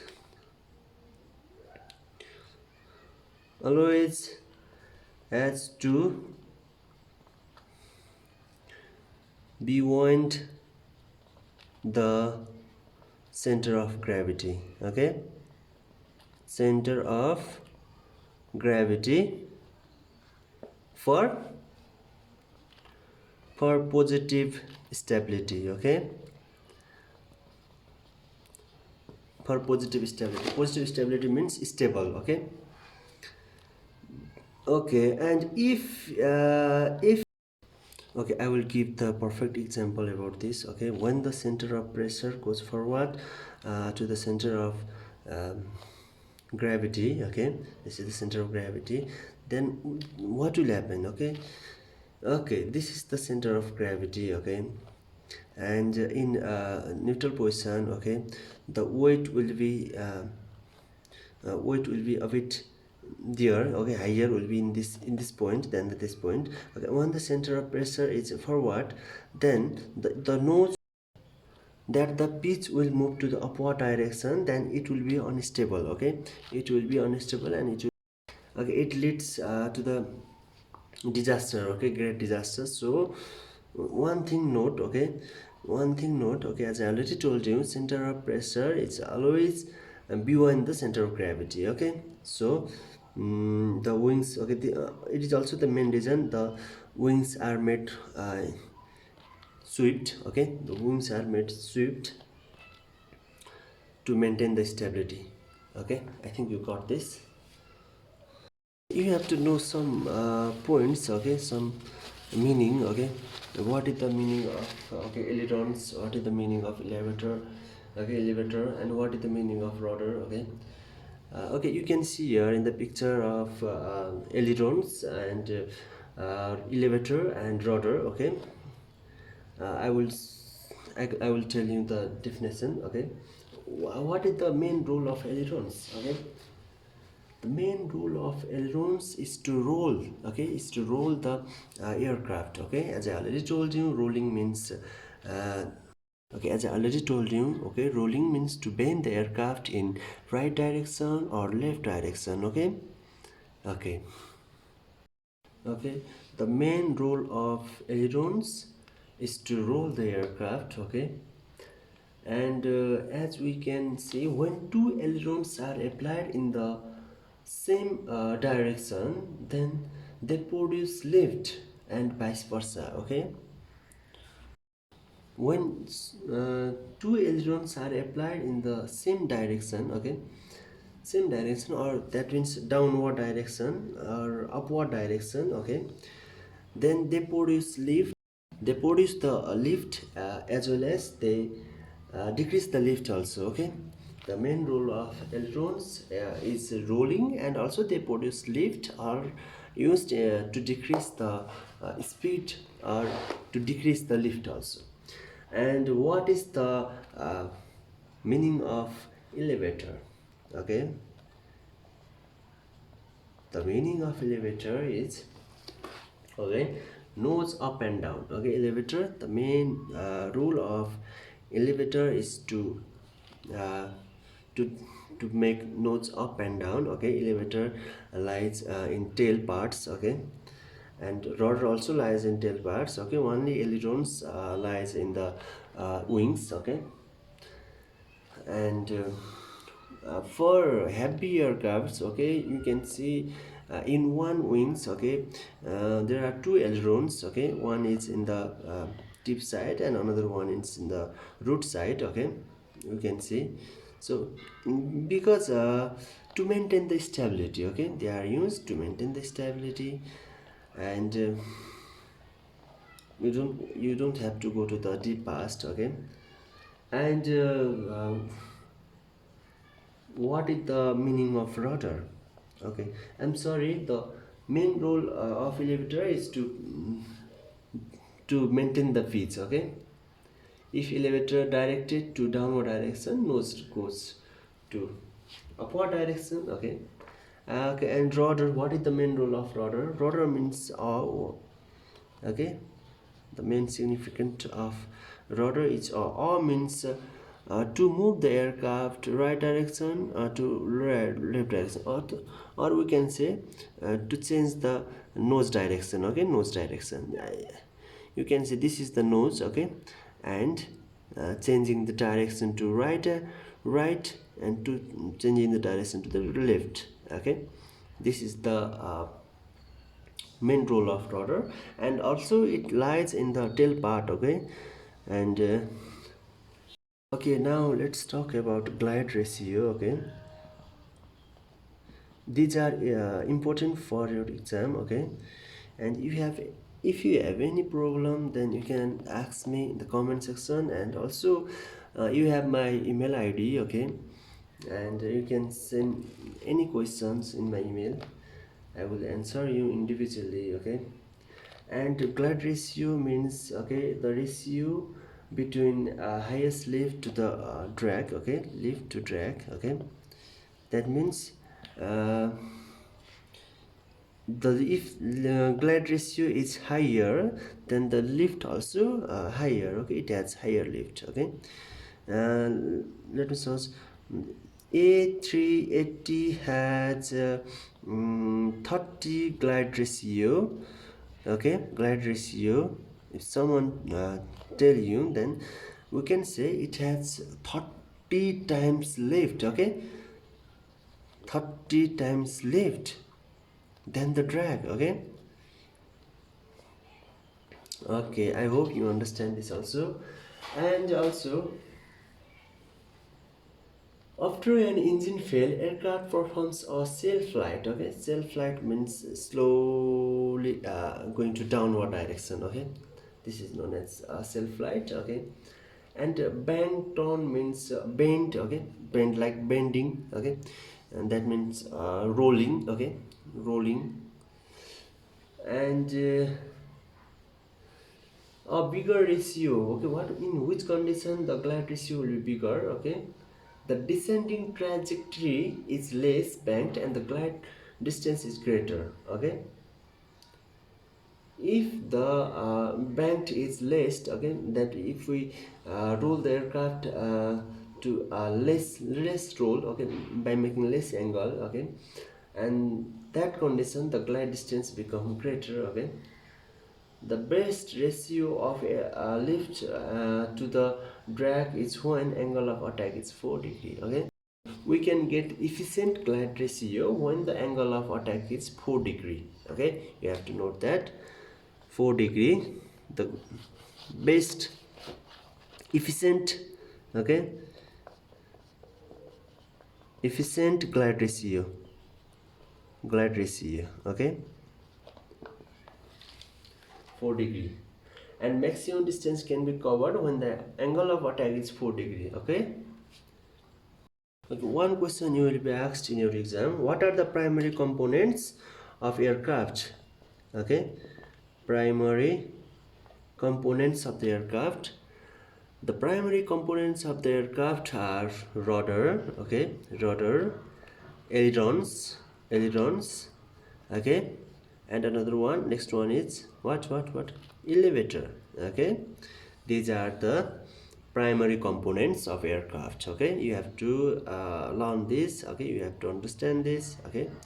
These are the primary components, and we will talk about secondary components later on, okay. Now let's talk about dive. Okay, dive, I think you know the meaning of dive. Okay, when aircraft performs or descending with big inclination is said to be a dive. Okay, okay, this is the nose. Okay, and this is the wings and this is the tail. And when the aircraft, okay, when the aircraft performs a descending, okay, downward direction in vertical condition, okay, in vertical way to the downward direction with big inclination is said to be dive. Okay, the maximum reached velocity of an aircraft is in vertical technology. Okay, this is known as dive. So there is no more importance. Okay, you don't need to go to the deep dive, okay, to understand the dive. And let's go to study state flight and performance. Okay, when the aircraft is in constant speed, okay, when the aircraft is in constant speed, we can get the following result. Okay, that is, okay, lift equal to, okay, weight. Okay, and thrust is equal to drag. Okay, that means this is the point where all forces act on it. Okay, and here is the lift. Okay, lift acts in vertically upward direction, and here is the weight acts in vertically downward direction, and this is the thrust and this is the drag force. Okay, and when the aircraft is in steady state, okay, or when the aircraft is in constant speed, okay, when there is no change in the speed, in that time we can say, okay, lift is equal to weight and thrust is equal to drag. Okay, so in that condition we can find the speed, okay, or velocity of that aircraft, okay, under root, okay, 2 weight, okay, into rho, uh, cross section area of the aircraft, okay, and coefficient of lift. Okay, this is the formula to find the lift, and you don't have to remember this also. Okay, this is for the aeronautical engineering, those who are studying aeronautical engineers. Okay, this is for that course. Okay, what is the stall speed? Stall speed, stall speed. Okay, stall speed is the matrix, okay, that refers to the minimum speed required for an airplane or aircraft to produce lift. Okay, at some speed, okay, minimum speed, okay, at minimum speed that aircraft, okay, that aircraft performs a lift. Okay, the aircraft provides a lift. Okay, in that speed is known as, okay, stall speed. Okay, like stall speed, okay, differs with different aircraft. Okay, as compared to, okay, weight. Okay, and if the aircraft is light, okay, the stall speed is less also. Okay, in 100 kilometer per hour. Okay, stall speed, okay, starts for a big aircraft like A380. Okay, uh, the minimum stall speed, okay, the stall speed of the A380 is 300 kilometer per hour. Okay, this is the stall speed of A380. Okay, so there are other types of speed also. Okay, the cruise speed, okay, the economic cruise speed, okay, the best speed. Okay, that means the cruise speed means, okay, the cruise speed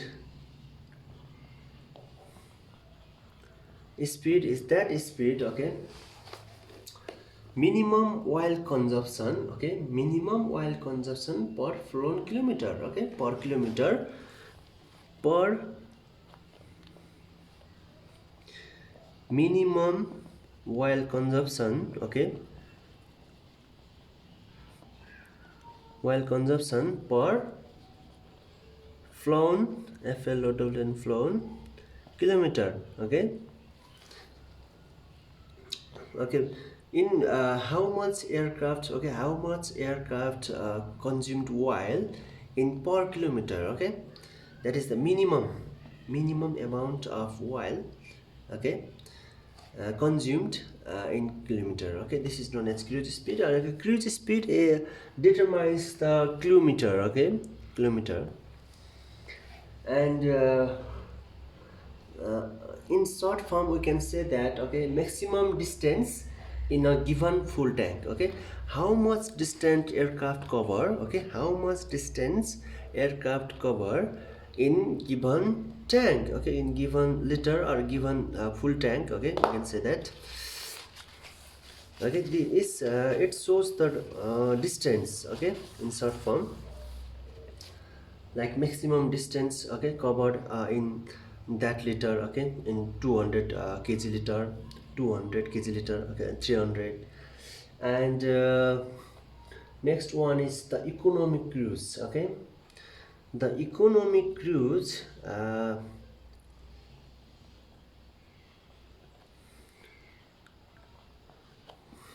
cruise determines the time. Okay, it denotes the time. Okay, minimum oil consumption per hour. Okay, in 1 hour, okay, how much oil is consumed. Okay, how much oil is consumed by aircraft in 1 hour. Okay, this is known as the economic cruise. Okay, the best speed. Okay, and third one is the best speed. Okay, speed is the maximum speed. Okay, maximum speed, how much the aircraft okay, what is the maximum speed of the aircraft. Okay, it does not determines the kilometer. It does not determine the cruise or minimum oil consumption or minimum uh, kilometer. It determines the maximum value of engine thrust. Okay, how much thrust is produced by that engine. Okay, and they are used in the fighter jet. Okay, okay, I think you got this. Okay, again I am telling you, if you have any problem with this, then you can send me email. Okay, and you can write comment also. Okay, now let's talk about new chapter. Okay, that is lift and drag formula. Okay, okay, lift and drag are the two components of the aerodynamic resultant. Okay, that is, lift always acts perpendicular to the airflow. Okay, this is the airflow, and drag always acts parallel to the airflow. Okay, this is the drag and this is the lift, and the aerodynamic resultant is this. Okay, the formula to find the lift is 1/2 rho coefficient of lift, okay, b square, yes, cross section area of the wings. Okay, this is the formula of lift, and the formula of drag is 1/2 rho means density, and coefficient of drag, okay, b square, yes, this is the formula of drag. Okay, you have to understand this, and we can obtain the formula of resultant aerodynamics, okay, by L square plus D square. Okay,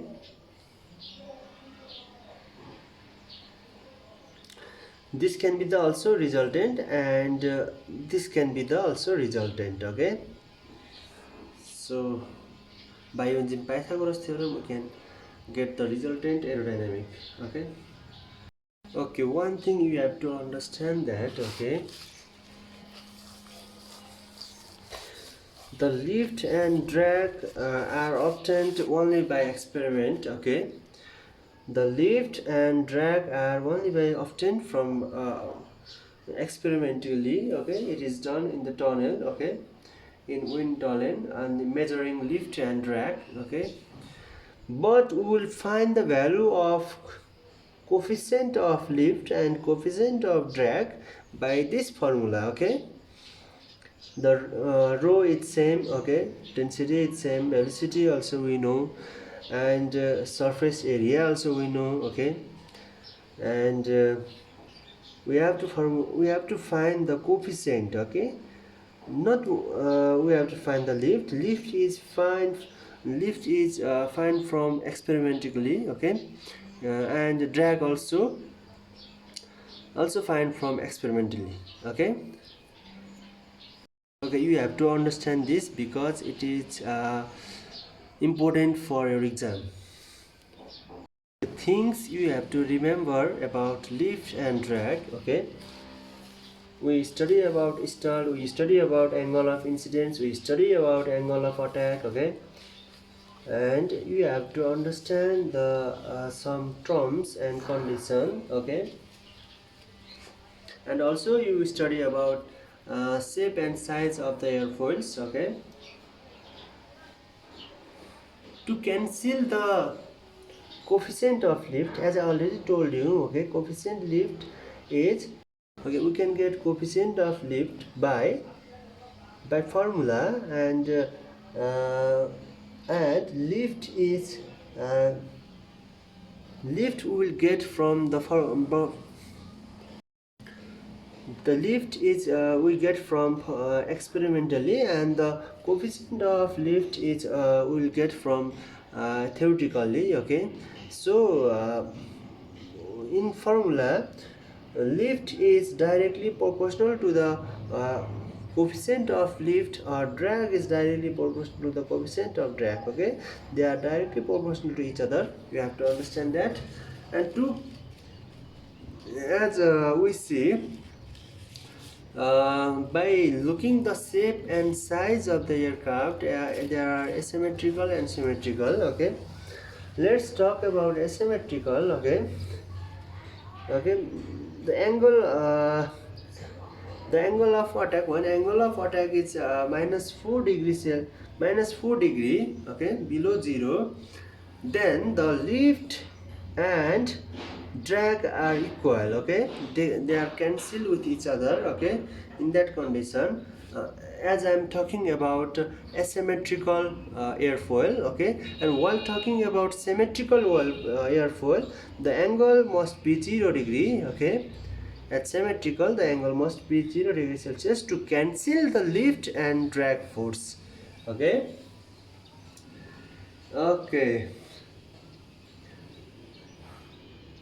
Also increasing the angle of incidence.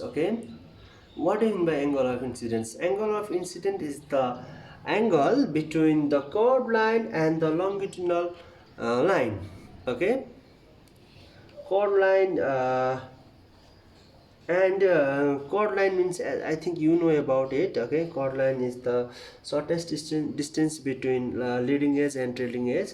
This is the chord line. And and the longitudinal line is the straight line from nose to tail. The straight line from nose to tail of the aircraft is known as longitudinal line.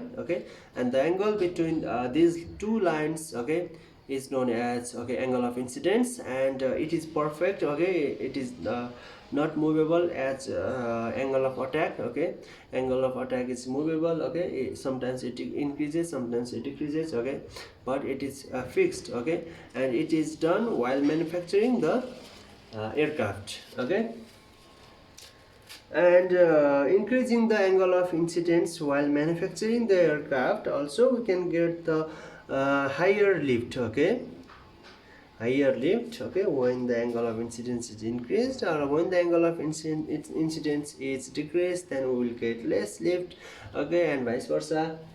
Okay, you have to understand that also, okay. Okay, when angle of attack is 4 degree, okay, in that situation there best efficiency we will get, okay.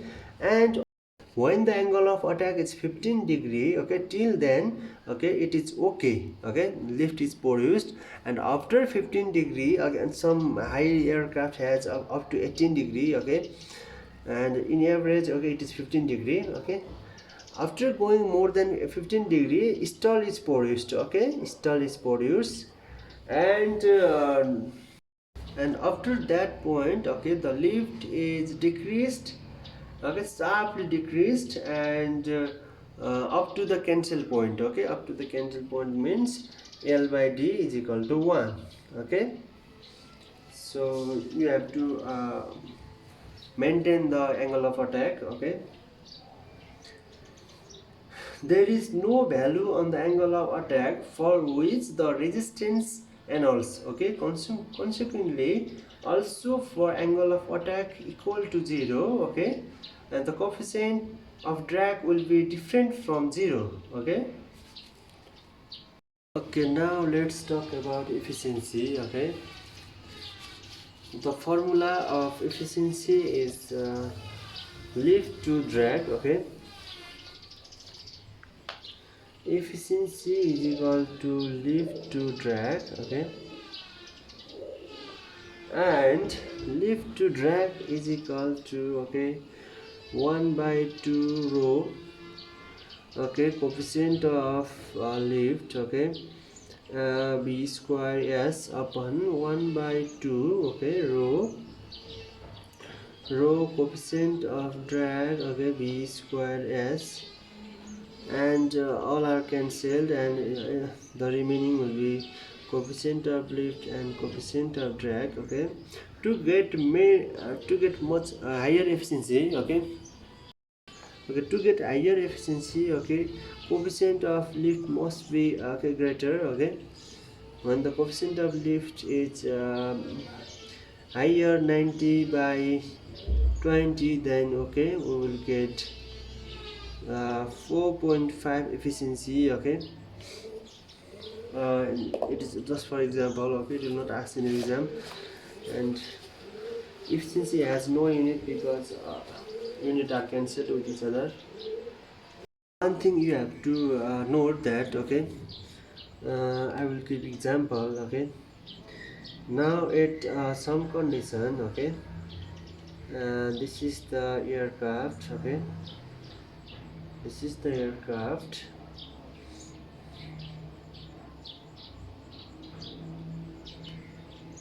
okay, this is the aircraft, and at first it is moving in horizontal condition, okay, in horizontal way, okay, and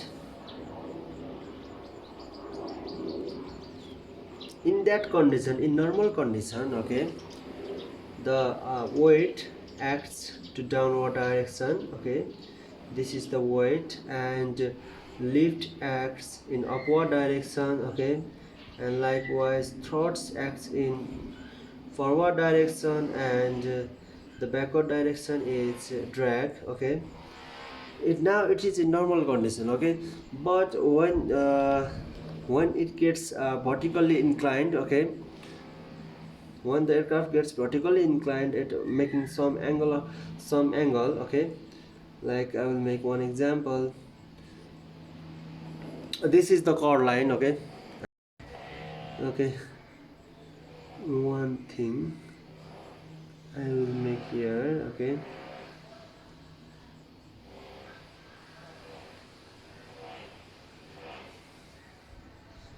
yeah, now the ear is coming from this, okay, this direction, okay, and the weight acts here. I want to say that the weight acts in vertically downward direction like same ways, but, okay, lift lift goes along with the aircraft direction, okay.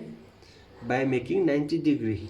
Okay, that means this is the lift. Okay, this is the lift and this is the weight and this is the thrust and this is the drag.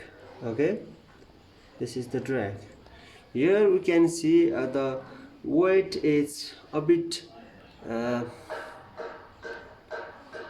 bent. Okay, a bit bent, but in here in first condition, okay, this is first case and this is second case. Okay, in first case we can see here the weight, thrust, lift and drag are perpendicular with each other, but here they are not.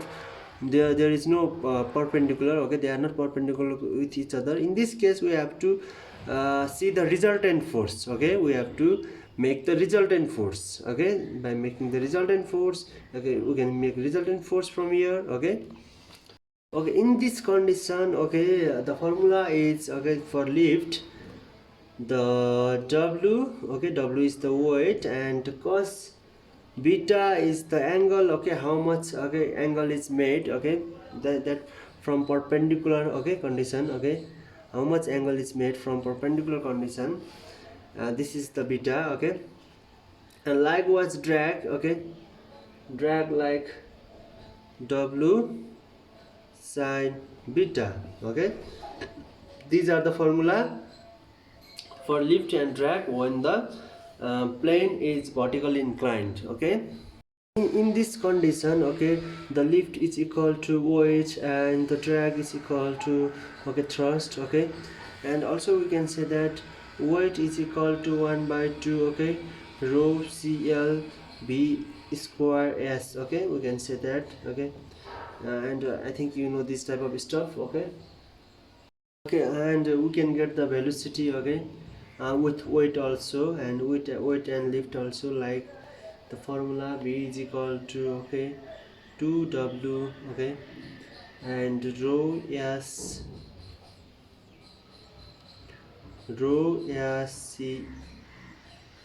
cl.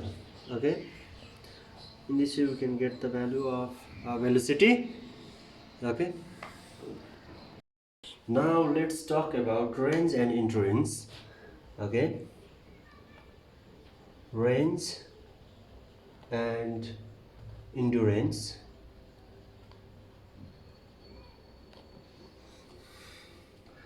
Now it is analyzed how it is possible to calculate the maximum range and maximum endurance for propeller. Okay, it is for propeller. We'll talk about jet after this. Now let's talk about maximum range for propeller aircraft. Okay, as I already told you, propeller aircraft. Okay, and types of jet engine also. So I will not go to the engine. Okay, and maximum range means the point that represent the maximum efficiency. Okay, the point that represent the maximum efficiency is known as maximum range. Okay, in that maximum efficiency, okay, we will get maximum range, okay, of an aircraft, and it is calculated from polar curve. Okay, let me explain you. Okay,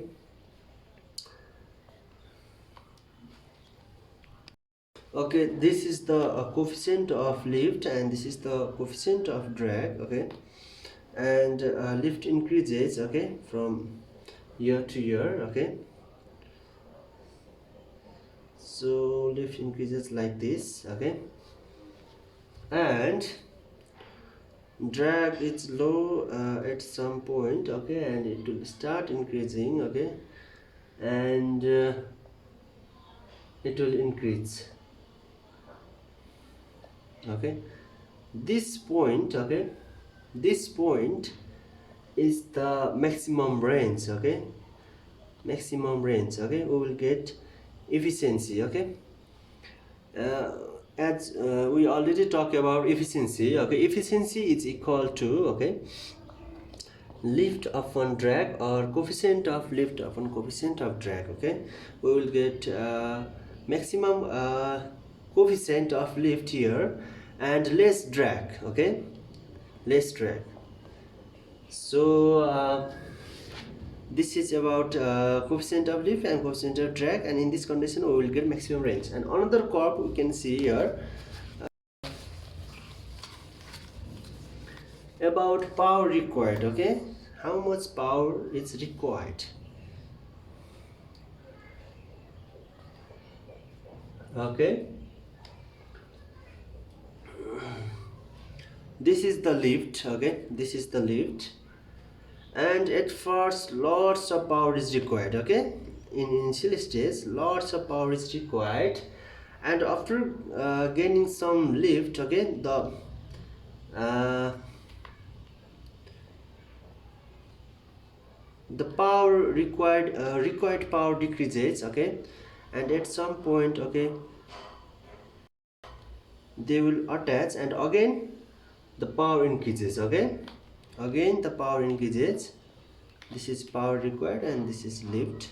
Okay, and at this point, okay, we will get maximum efficiency or maximum range. Okay, so in this way we can find, okay, find the maximum range of an aircraft, okay, from polar curve. Okay, now let's talk about maximum endurance of a propeller. Okay, maximum endurance.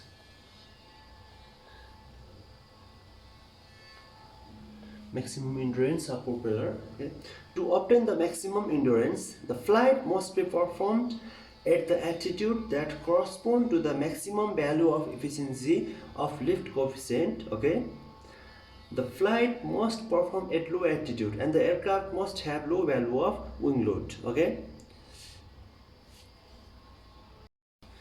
okay, when the value of efficiency under root coefficient of lift it's greater, okay, at some altitude, the value of this, okay, e under root coefficient of lift is highest. Okay, in that point we get maximum endurance. Okay, that means more the coefficient of lift, okay, we will get maximum endurance. Okay, that means maximum endurance means less power is required, and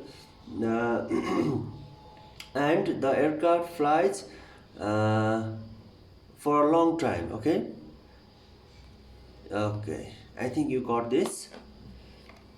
The propeller aircraft usually fly at the altitude of 20,000 feet. Okay, 20,000, maximum 25,000. Okay, they have the maximum altitude. More than that, they will start the endurance will start decreasing. Okay, the lift decreases. So the average altitude of propeller aircraft is 20,000 feet. Okay, you have to understand that also. Now let's talk about jet engine. Okay, jet engine, I think everybody knows about jet engine.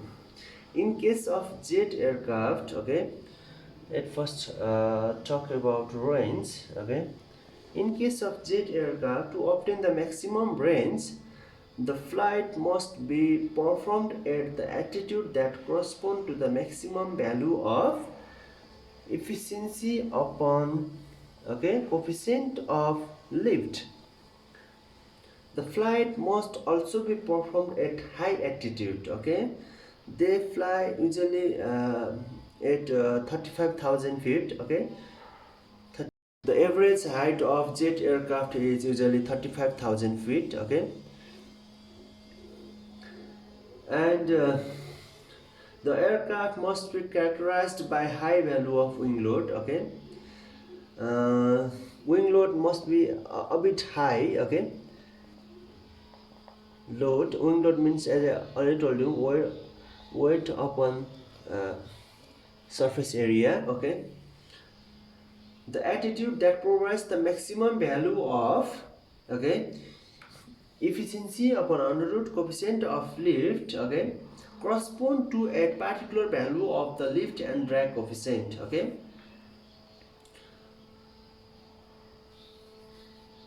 they are directly proportional to the lift and drag coefficient. Okay, coefficient of lift is equal to, okay, pi lambda coefficient of drag upon 3, and talking about coefficient of drag, okay, 4 by 3 CDO. Okay, these are the formula. Okay, you don't have to remember this formula. Okay, it is not important for your exam. Okay, they are just opposite to the propeller aircraft. Okay, they are usually used in long journey. Okay, long distance. Now let's talk about jet endurance. Okay,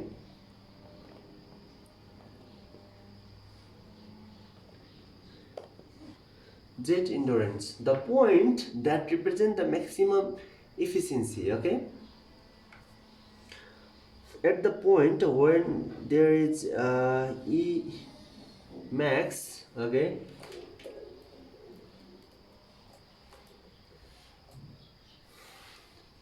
E max, and that is calculated from the polar curve. Okay, this is known as polar curve. Okay, and correspond to the point of maximum endurance on the available thrust airspeed diagram. In this case of jet aircraft, the endurance is independent from the wing load. Okay, for endurance, okay, wing load is independent. Okay, it is independent.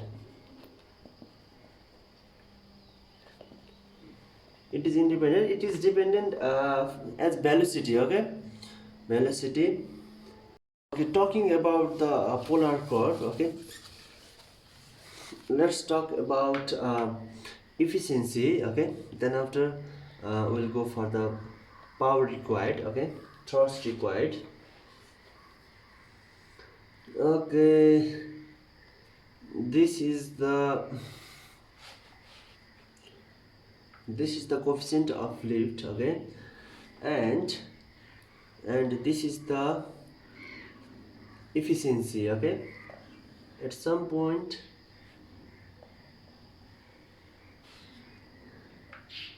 like this. Okay,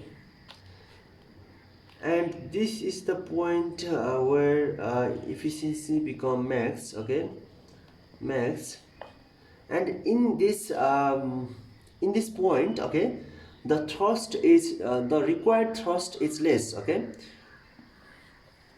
that means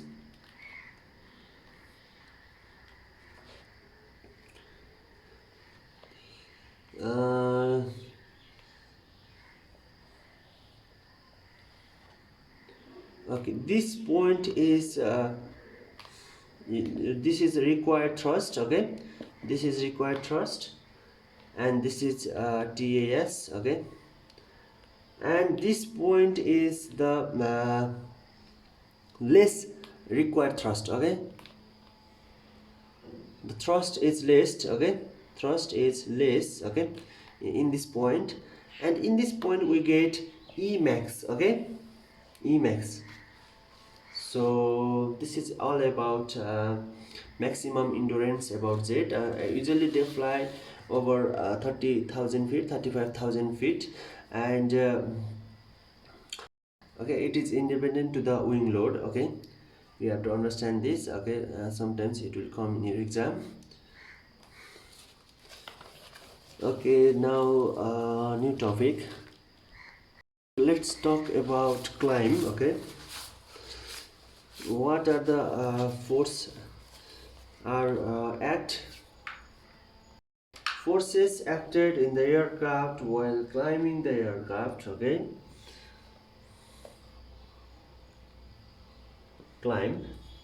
When the aircraft has a climb attitude, okay, all vectors rotate with the aircraft. Okay, all vectors rotate with the aircraft, as I already told you. Okay, but the weight always act to the downward direction. Okay, the vector of weight always act in the downward direction. Okay, which is so after this, again the weight splits into two components. Okay, one is w cos beta and another one is w sin beta. Okay, now I will make one picture, one draw. Okay, for clarity. Okay, this is the point where all forces act on it. Okay, and while climbing, okay, while climbing, okay, this is the new thrust force. Okay, while climbing the aircraft. Okay, and thrust and drag are completely opposite with each other. Okay, drag also move, drag force. This is the drag force, and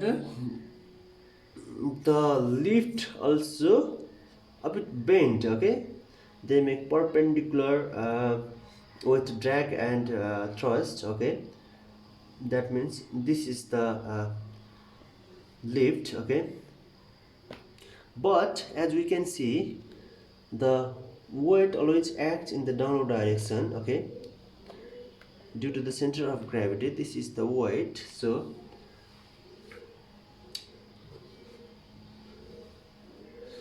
okay, and the weight splits into two components. In this situation, the weight splits into two situation. Okay, one is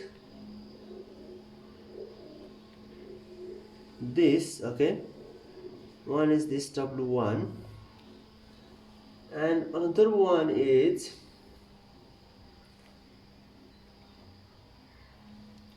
this is the straight line. Okay,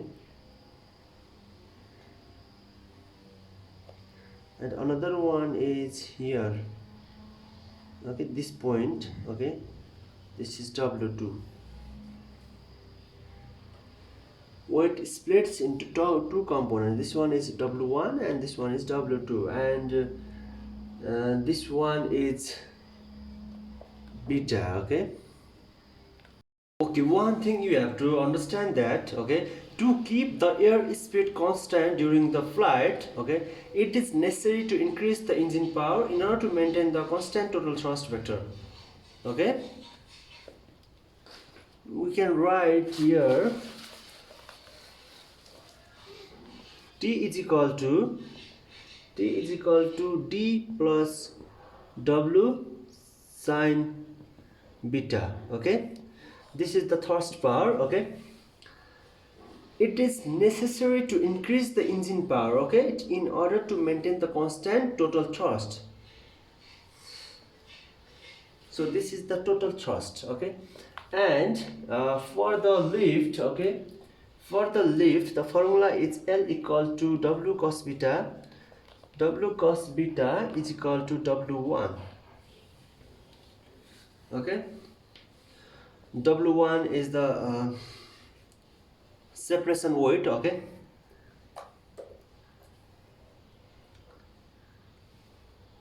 that is opposite of the thrust force. Okay, opposite of the thrust force, also known as drag also. Okay, drag. Now let's go to the ceiling.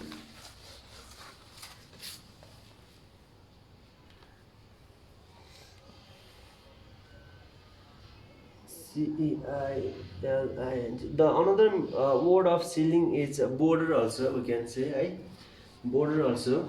Okay, in aircraft, okay, in aeronautical, ceiling is the attitude after which thrust will not be balanced in a proper state horizontal flight.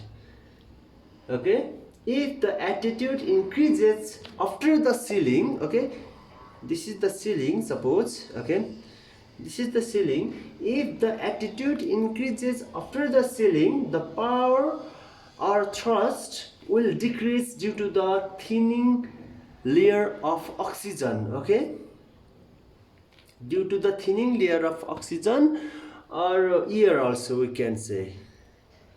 So increasing the attitude both in propeller and jet engine start to decrease the thrust power. Okay, the power will decreases if the attitude increases. Okay,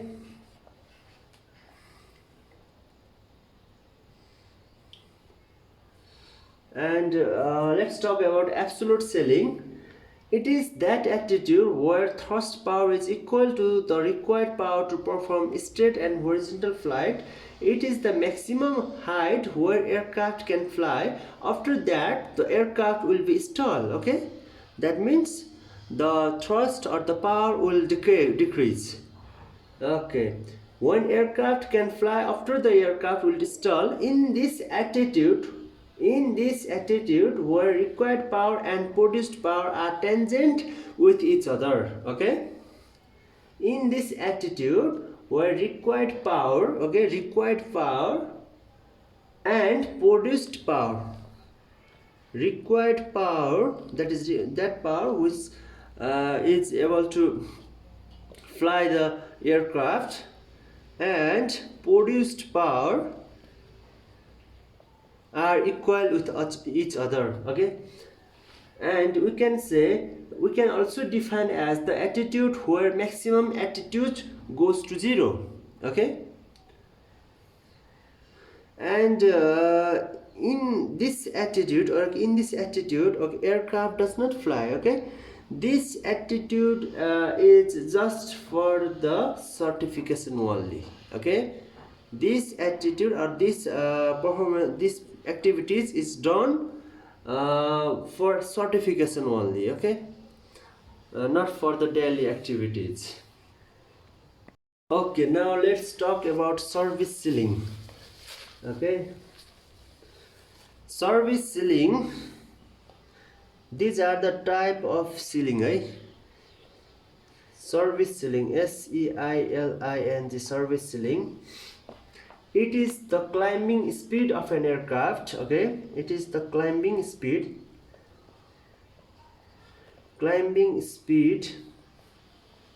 of an aircraft. The normal speed of climbing is 100 feet per minute. Okay, like 0.5 meter per second. It is the maximum usable altitude of an aircraft. It is the maximum usable altitude. Maximum usable altitude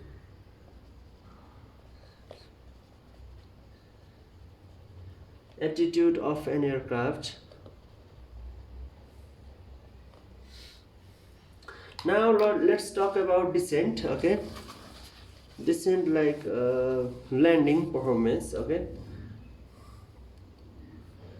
when the aircraft performs descent, the forces vector changes the direction with aircraft, but the weight remains constant. Okay, that means other forces will changes. Okay, they will change the direction, but the weight remains horizontally downward direction. Okay, in this case, weight vector splits into two components. Okay, as I already told you, weight vectors splits into two components if the descent is supported by repulsive force, and they are, okay, given as lift is equal to 1 by 2 rho s rho b square s cl. Okay, s square cl means coefficient of lift, and it's equal to w cos beta. Okay, W cos beta, and drag is known as 1 by 2 rho s square b square coefficient of d is equal to thrust plus W sine beta. Okay, 1 by 2 rho b square s square cd. This is the drag, and from this relationship we can obtain the velocity. Okay, velocity is equal to under root 2w, that means weight, upon rho s coefficient of lift into rho cos cos beta.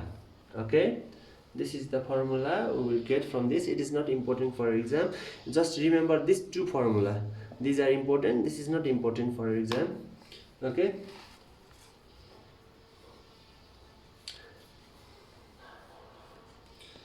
okay, one thing I forget to teach you. Okay, while climbing, okay, the aircraft splits into three main phases. Okay, that is takeoff run phase, maneuver phase, and climbing phase. Okay, one is takeoff phase, another one is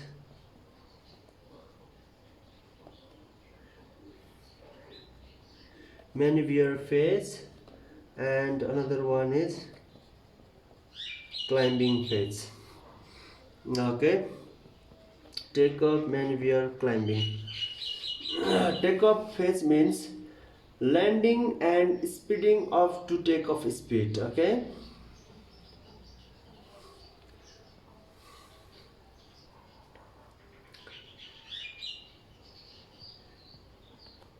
speeding up to takeoff.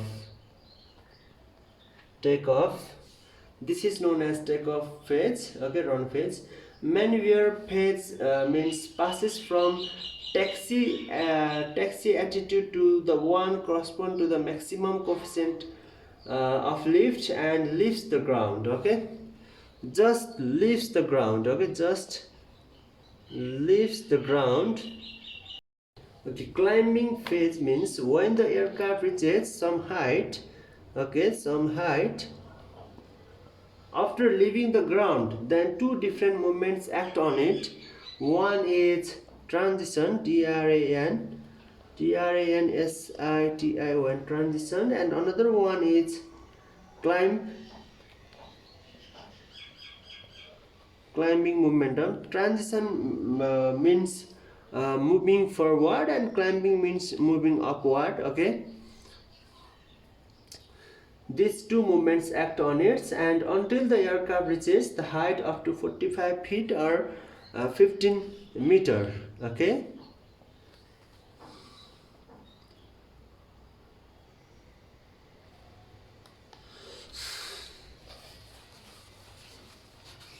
let's deep dive the takeoff run phase at first. Okay, during the takeoff run phase, the forces act on the aircraft are, okay, the forces act on the aircraft are, one is thrust.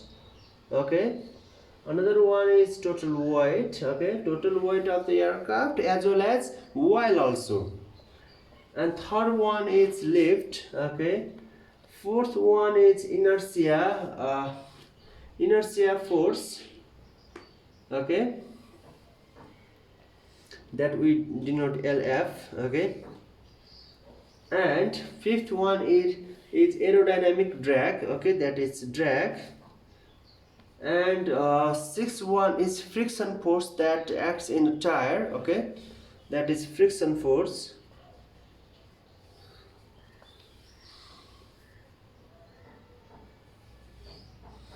These are the forces that acts on the aircraft during the takeoff run phase. Okay, you have to understand this. Okay, first of all, one is thrust, another one is weight, lift. Okay, and inertial force. Okay, Inertial force, that means try to remain in the same position, that is known as inertia. I think you studied in module 2, okay, I already talked about that. And this is drag force, and this is friction force. It acts in the tire, okay, tire. And drag force acts on this body, okay, as you already studied about the drag force. Inertial force means act on the tire also. And lift force acts on the wings. Weight acts to the downward direction. Thrust is produced by the engine, okay. These are the forces acts on the aircraft during the takeoff phase, okay. This is important for your exam, guys. You have to understand this. And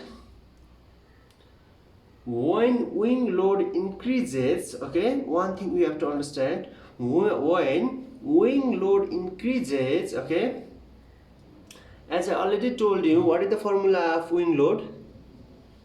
Wing load,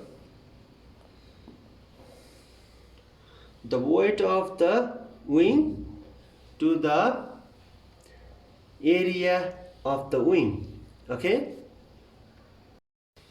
I think you know about the formula of wing load, okay. And you have to understand that when wing load increases, takeoff run space also increases, okay. So that propeller which has small engine or which has small weight, okay, their run phase is a bit smaller, okay, when as compared to the big aircraft like A380, Boeing 777 and Boeing 787, okay. They are happy aircraft, and they are mostly used in heavy run phase, okay. They need a long run phase, okay. So more thrust, shorter will be the run phase, okay. Also we can define that those engine which produce lots of thrust, okay, they need, okay, less run phase, okay. And heavier or high friction runway has the longer runway, okay, which have heavy weight and which produce high friction has the longer runway. High friction coefficient, more calibrated attitude are needed, okay. Thrust decreases with the attitude, okay. Thrust decreases with the attitude. Thrust decreases with the increase in attitude, okay. Many phase. What do you mean by many phase? As I already told about many phase, okay.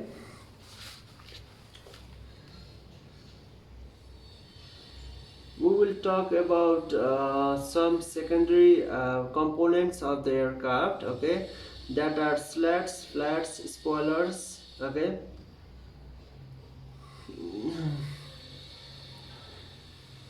Slats and flats are very important components to generate lift during the takeoff phase, and also they are important during the landing phase also, okay,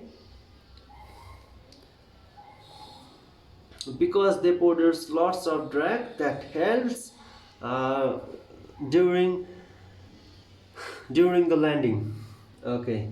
Now what do you mean by slats? Okay, frontal part of the leading edge, okay, frontal part of the leading edge, frontal part of the leading edge. And this is flats. What do you mean by flats? Flats means trailing edge, okay, trailing edge. That means end part of the airfoil, okay. They are located in the end part of the airfoil.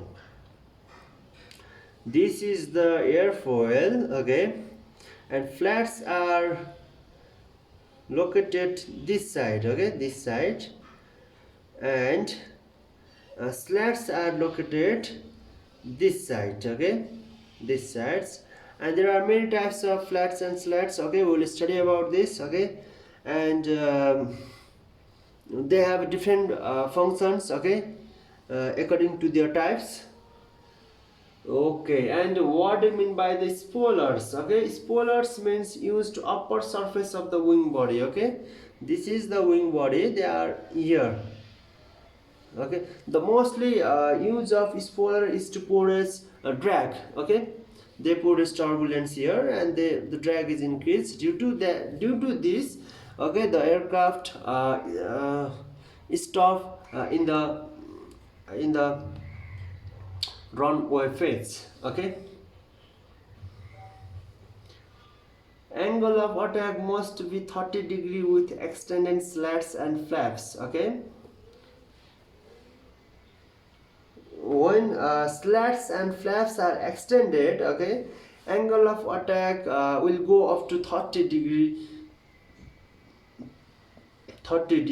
But when the flats and slats are not extended, then the angle of attack not greater than the 15 degree. Okay, you have to note that.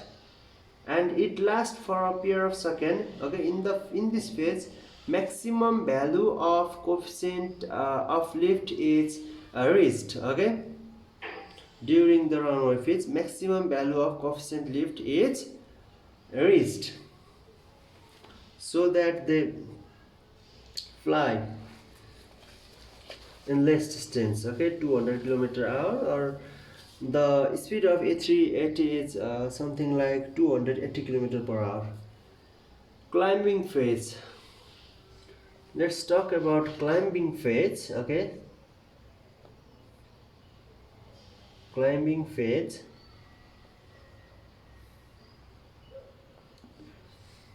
After reaching the correct speed, flaps and slats are retracted together with the landing gear.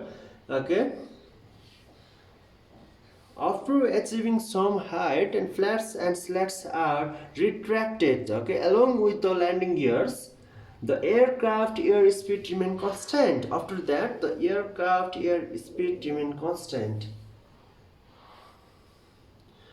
Okay, and the main part you have to understand, but it is not important for your exam, guys. Okay, while climbing, okay, they climb by making some angle, then they will start at in the horizontal way. Okay, they will fly for horizontal way, and after some time they again fly. Okay, and after that again they fly in the same horizon fly. Due to why they are doing this, okay, why the pilots do this actually, because the one main part is, okay, while climbing, okay, thrust is required. Okay, the more thrust is required. Okay, due to more thrust, okay, the engine may blast. Okay, and there will be less life expectancy of the engines. So to remove this effect, okay, to increase the life expectancy of engines, okay, they usually do this. Okay, easily do this, and also it makes the aircraft more efficient. Okay, and let's talk about landing phase. Okay, landing phase, as I already told you about descent phase. Okay, and two phase that apply in the descent phase. One is transitory phase, and another one is taxi phase. Okay, the aircraft start to dive with certain angle, okay, and certain velocity. Okay, in this phase, okay, this fourth phase is known as descent phase. Okay, this phase is known as descent phase, and another one, that is transitory phase. Okay, transitory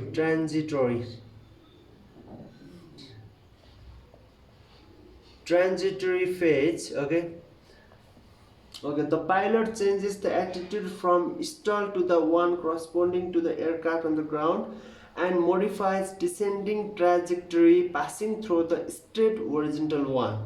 Okay, this phase is known as transitory phase. And third one is taxi-in phase. Okay, where once put the wheels on a runway, the thrust is null, and the pilot applied the brake or reverse thrust to stop the aircraft.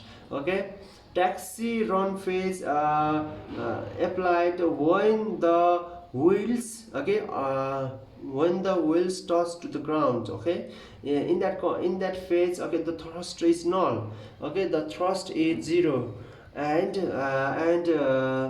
landing gears and brake or reverse thrust are applied, okay, to stop the aircraft.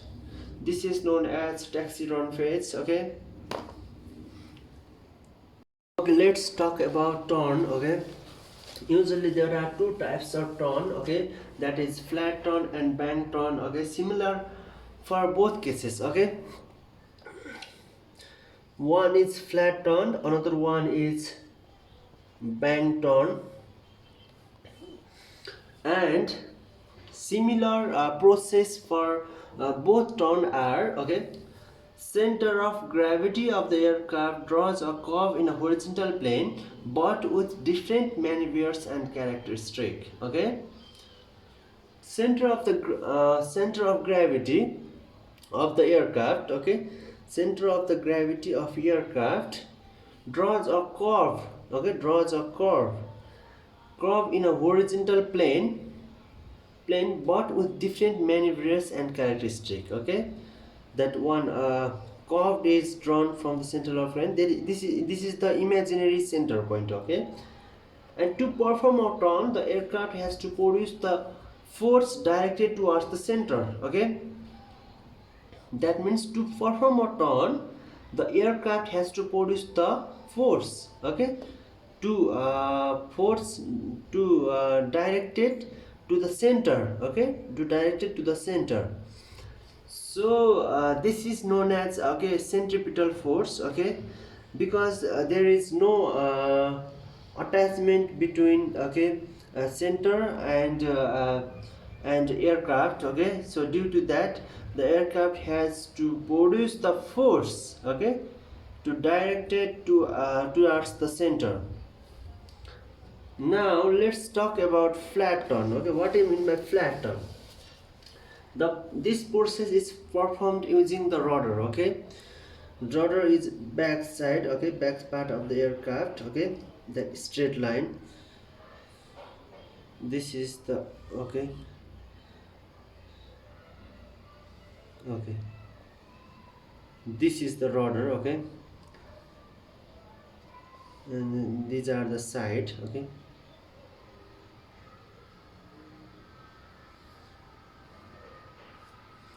Okay, this one is the rudder, okay, and this process is performed using the rudder, okay. The rudder creates a perpendicular components to the velocity direction, okay, perpendicular component to the velocity direction. That means it will bend, okay, it will bend a bit, okay, by making some angle, and the airflow strikes to the rudder, so to generate the turning point, okay. The aircraft remains in horizontal plane, okay.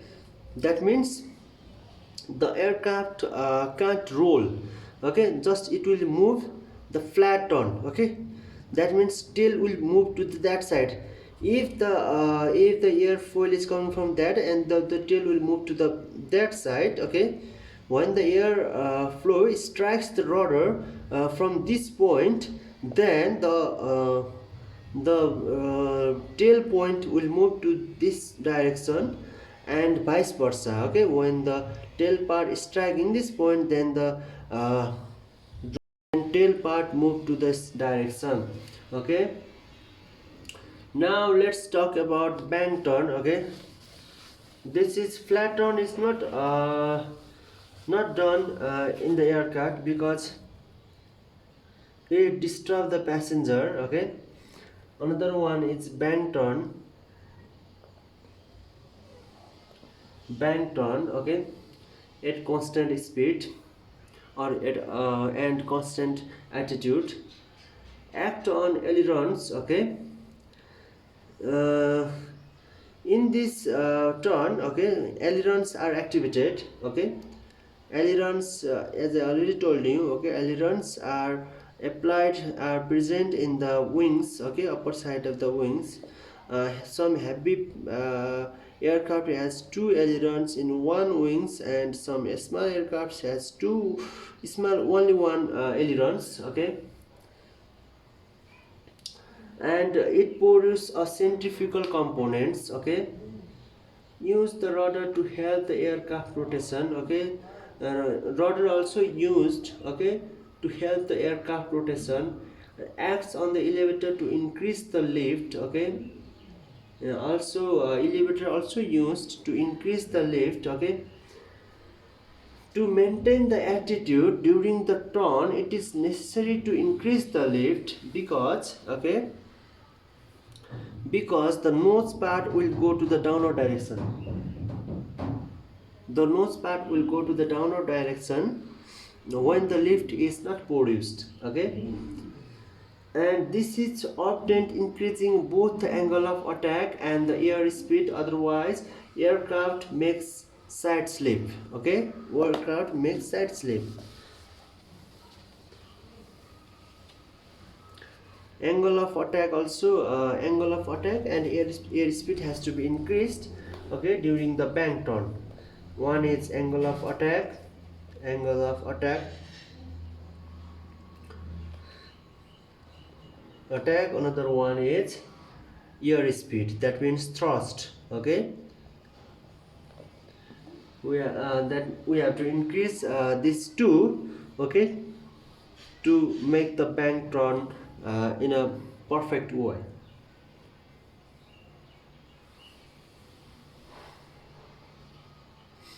Okay, now let's talk about load factor. Okay,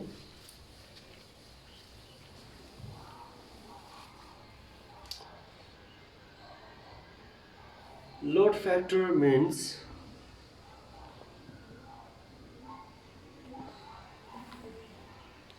it is a vector defined by the ratio between mass force and total weight. Okay, mass force, okay, mass force upon total weight of an aircraft. Weight.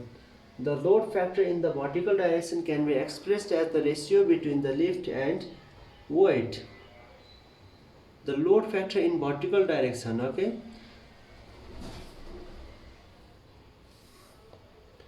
that means when the aircraft is going downward direction vertically, then the load factor is defined as the lift upon weight. Okay,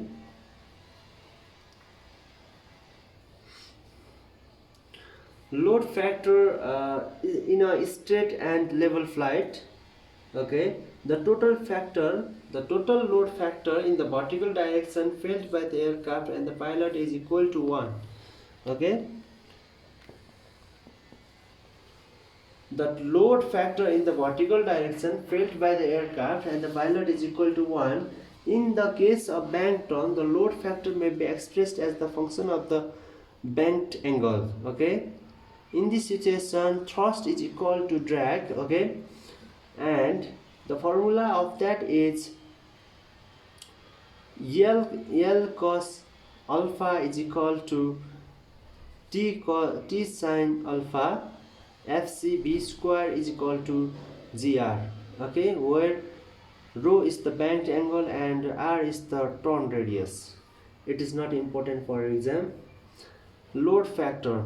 A simple way to characterize all symmetrical limit load condition is analyzing the Venn diagram. The load factor is the ordinate and the airspeed is FCC means x coordinate. Okay, the diagram represents all possible symmetric flight attitude that an aircraft must be supported.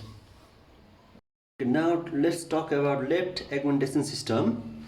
To reduce the takeoff and landing speed, thus the runway length, it is necessary to reduce the wing load or to increase the lift coefficient, sometimes the wing surface. Okay, this process is known as left augmentation system. Okay,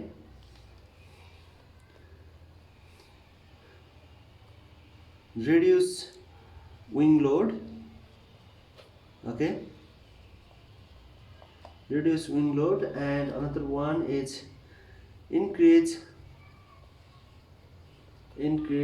lift coefficient. These are the two terms of the lift augmentation system. The main purpose of the augmentation system is to increase the circulation around the airfoil. Okay, increase the circulation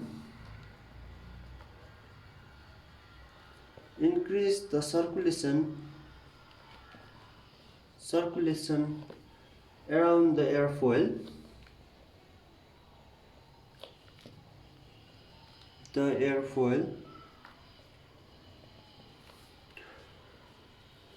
and increase the lift coefficient.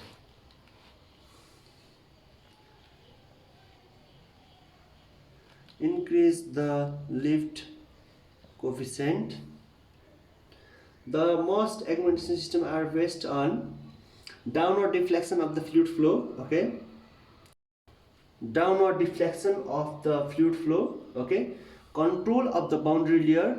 Okay, this is the airfoil, and control of the boundary layer. Okay, and slot effect. What do you mean by slot effect?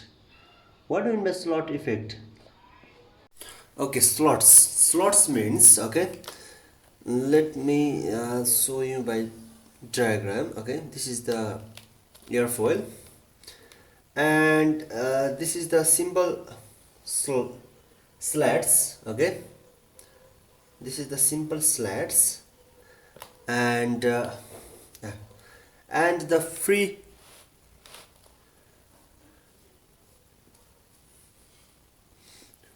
stream flow from this direction. Okay, this direction, these are the free flow direction. Okay, and from here there is the pressure difference between upper part and lower part of the camber, and from this here the airflow goes from the downward direction to the upward direction. Okay, and this process is known as slot effect. Okay, due to the pressure difference, okay, the airflow goes from this direction to this direction. Okay, downward direction to the upper direction. Okay, which makes the downward deflection of the fluid flow, and also they control the boundary layer. Okay, this is known as slot effects. I think you got this. And now the main thing you have to understand is the basic components of lift augmentation system are, okay, the basic components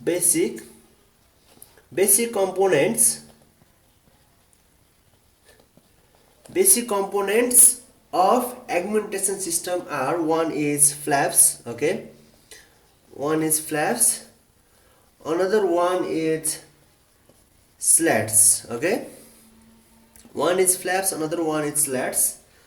Flaps, I think you know about flaps. I think you know about slats also. Okay, I don't need to describe the flaps and slats also. Let me describe in a short way. Flaps, trailing edge. Okay, slats, leading edge. Okay, flaps, downward deflection. Okay, downward deflection of the airflow. Okay, increase the lift. Okay, lift coefficient increases. Okay, reduce stalling speed. Okay, stalling speed, reduce stalling speed. And what do you know about slats? Okay, leading edge. Okay, slot effect and control of the boundary layer. Okay, as I already told you, slot effect and control of the boundary layer. Airflow over the top of the wing regenerates the boundary layer. Okay, regenerates the boundary layer. Okay, this is the function of slats. Okay, I think you got this. And let's talk about types of flaps. Okay,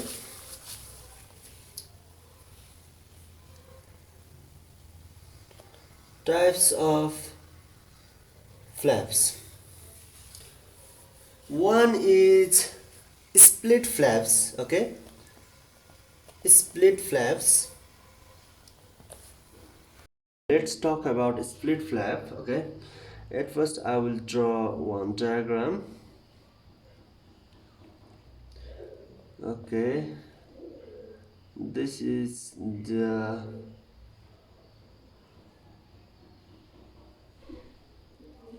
airfoil, okay, and this one is the this one is the split flap, okay.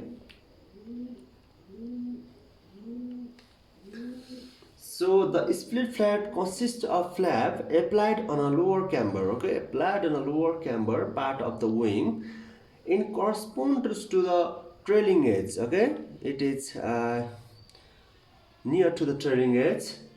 When the augmentation system is not used, okay, when the augmentation system is not used, the flap remains adherent to the center of the wings where it's set. In order to avoid protrusion, okay, in order to avoid protrusion during the use, the flap is lowered, okay, by means of an opportune control of an angle beta which hasn't to overpass 60 degrees, okay. Maximum angle of beta is 60 degree, okay. It will not go more than the 60 degree, and it produces lots of drag, okay. It produces lots of drag, and it is not used during climbing, okay. It is used during landing only, okay. So it produces lots of drag, okay. And this is the okay, airflow free stream line, okay. This is the free stream line, and the more pressure is generated in the trailing edge, and the due to the turbulence here, due to the turbulence, okay, air goes from here, this, due to the turbulence, okay, the pressure also increases in the trailing edge, okay, trailing edge of the aircraft. So this is applied, okay, this flaps is applied in lower speed only, okay. If it is in higher speed, okay, then it is chance to break this trailing edge, okay. It is chance to break this trailing edge and these flaps also. So to avoid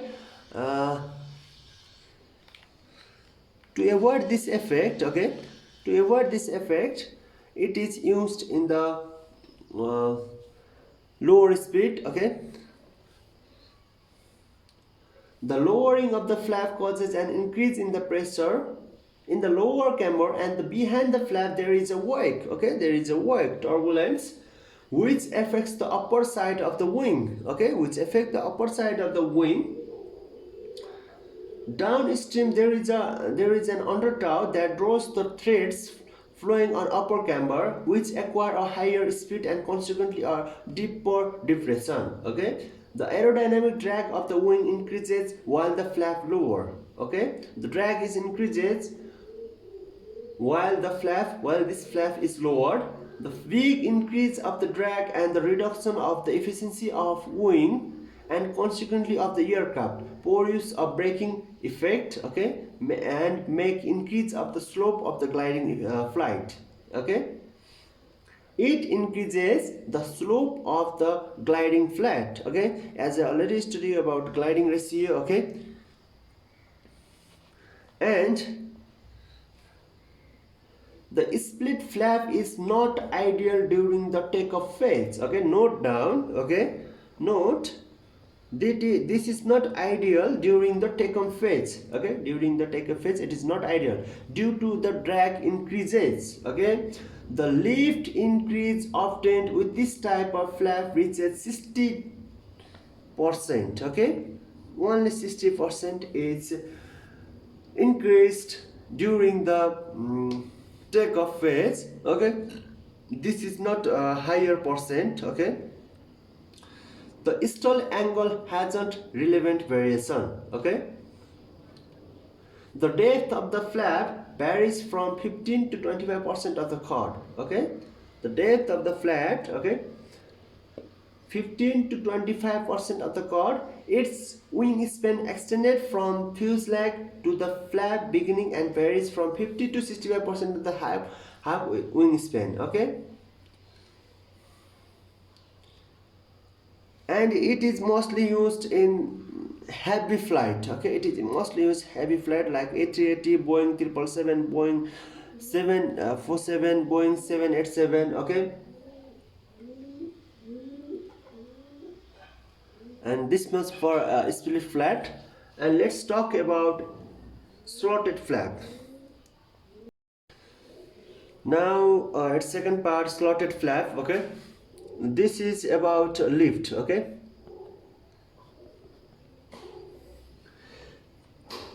let's make one drawing. Okay, this is the airfoil. Okay, and slotted flap extending the camber. Okay, extend the airfoil. And here is one slots. Okay, this is slots, and this flap is known as slotted flap. Slotted flap. Okay,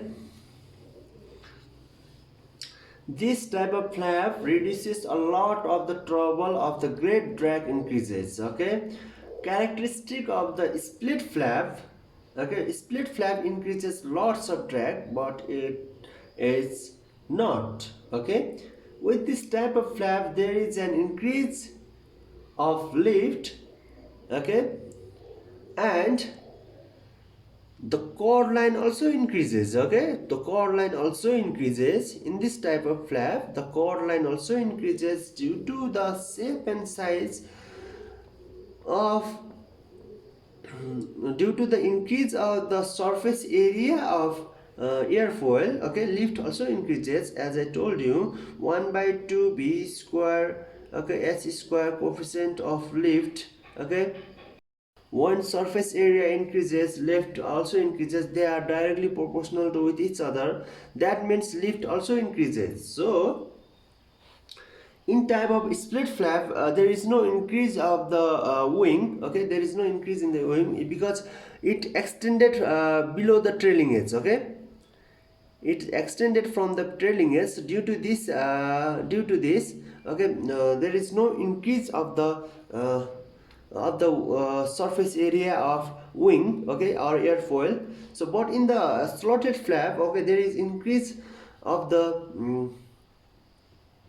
wing. Due to this reason, okay, lift increases. Okay, and this is used during takeoff phase. Okay, not in the landing phase.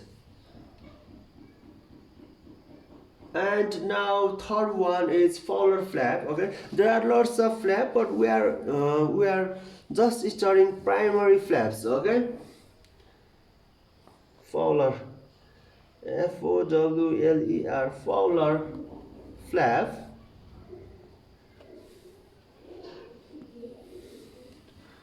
What do you mean by Fowler flap? Okay, let's make one drawing.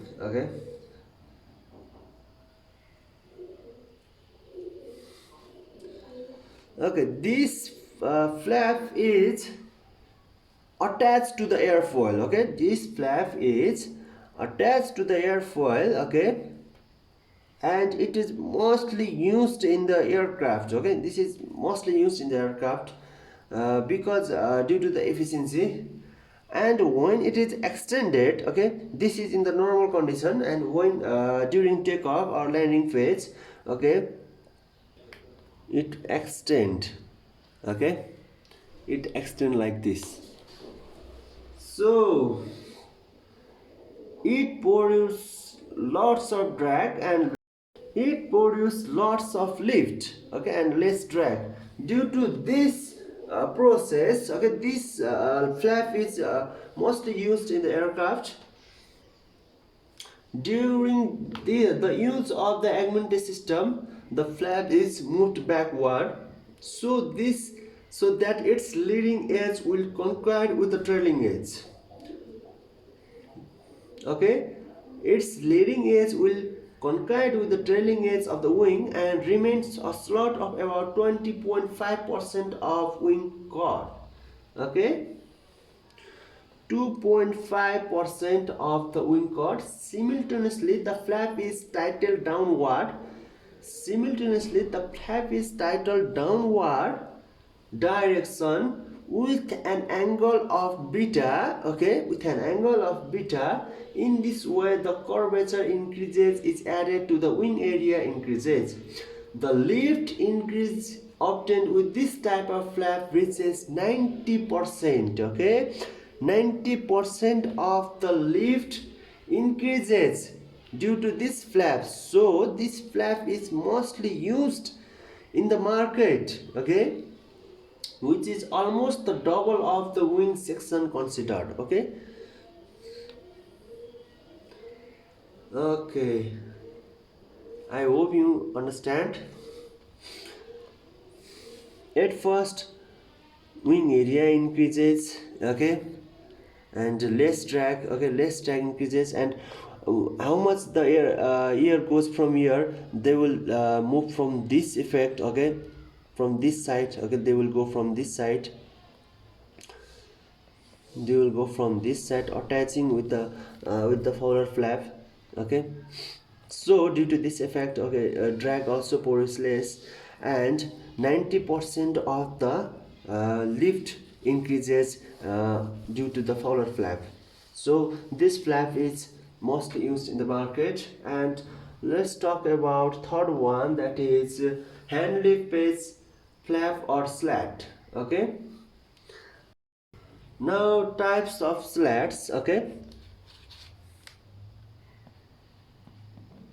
Okay, slats are used frontal part of the airfoil, that means near to the leading edge, okay, not trailing edge.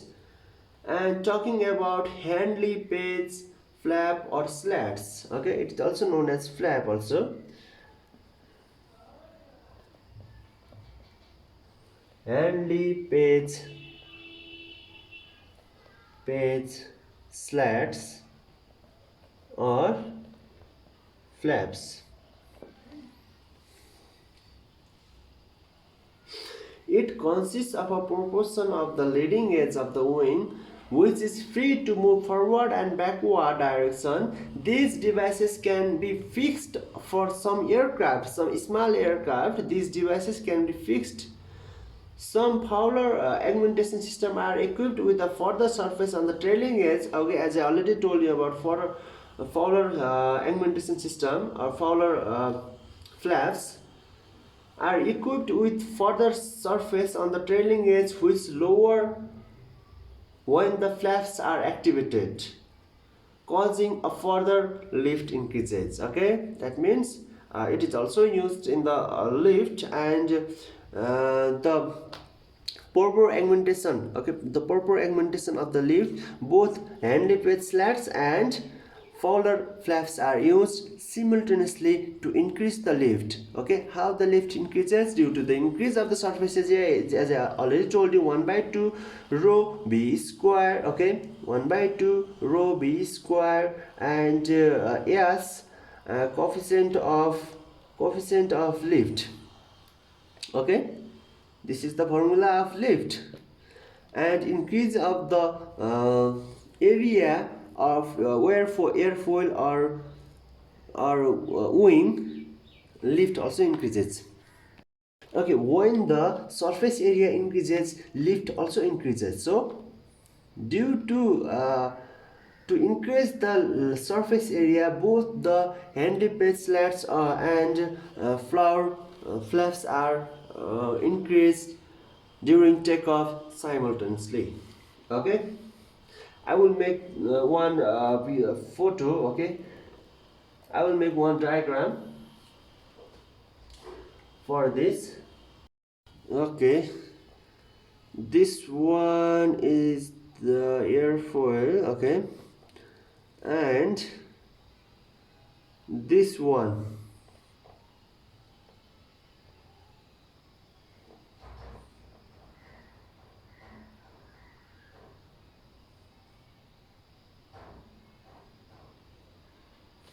this one is the handley page slats, okay.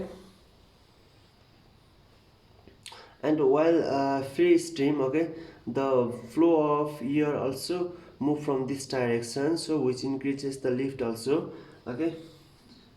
it controls the boundary layer also. So I think you got this. And let's talk about the double slotted Fowler augmentation system. The double slotted. Okay, I one thing I forget to notice you that, okay, Fowler type also, there are two types. Okay, one type I already talked about that, and another type is the double slotted Fowler augmentation system. The double slotted, double means double type of Fowler. Okay, double type of Fowler. Okay, at first I will make one diagram. Okay, it will be very easy to understand.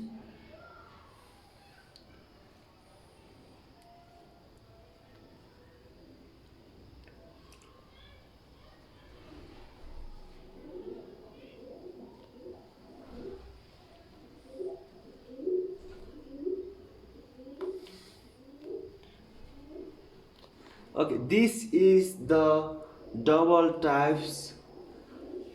slotted Fowler flaps. Okay, and also it is used in the market, but it is a bit expensive to make. Okay, due to this effect. Okay, this double slots.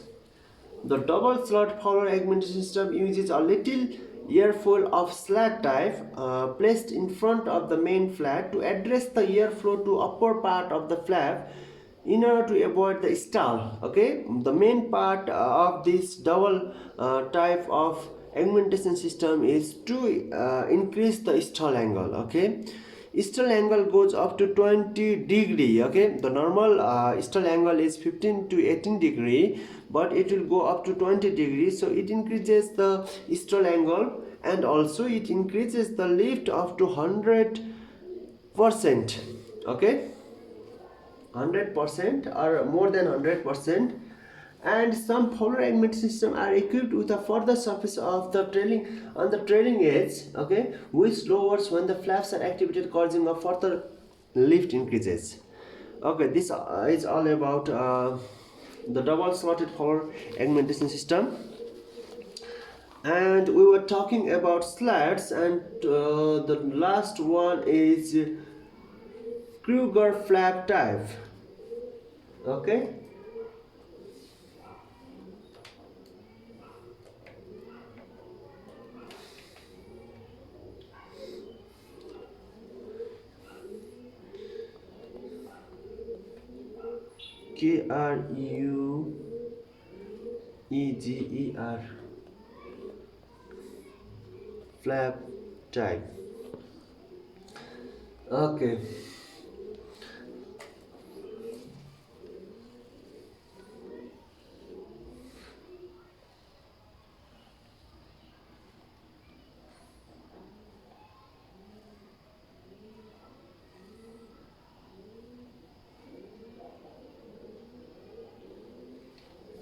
the Kruger flap type is hinged to the leading edge. Okay, hinged to the leading edge in order to increase the curvature of the main camber. Okay, hinged to the leading edge in order to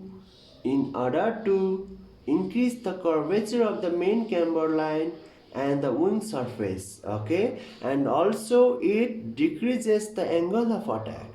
Okay, it also decreases the angle of attack, so the stall not happened. Okay, if the angle of attack increases, the stall happen. So to decrease the stall, okay, this Kruger flap type added in the leading edge, and it's broadly present in wings inner part of the main aircraft of main airlines, and increases the lift of about 50%. Okay, it increases the lift about 50% when there is no any flaps adding, or double slotted flower flap or Fowler flap or any other flaps are not used. When only Kruger flap is used, then it produces 50% lift. Okay, It's broadly present in wings inner part of the main part. Okay, it's present inner part of the main part, and it is only used during takeoff only to increase the wing area. Okay, just for that. And it is retracted uh, to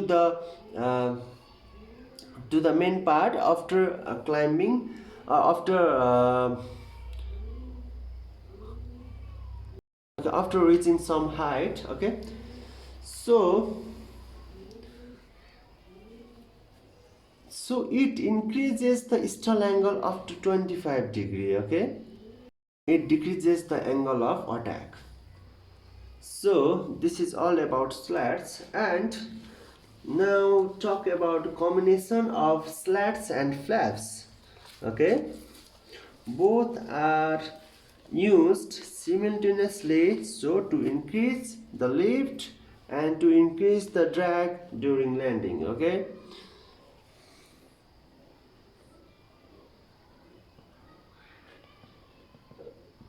combination of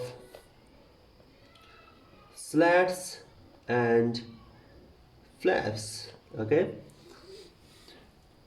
if slats and flaps are activated together, okay, if slats and flaps are activated together, as usually happen, it obtains a better efficiency up to an increased lift of 120%. Okay, if it is increases simultaneously, it's better, it obtains a better efficiency. Okay, and also lift also increases up to 120%, reaching a stall angle up to 30 degree. Okay, combination of slats and flaps, we got 30% of stall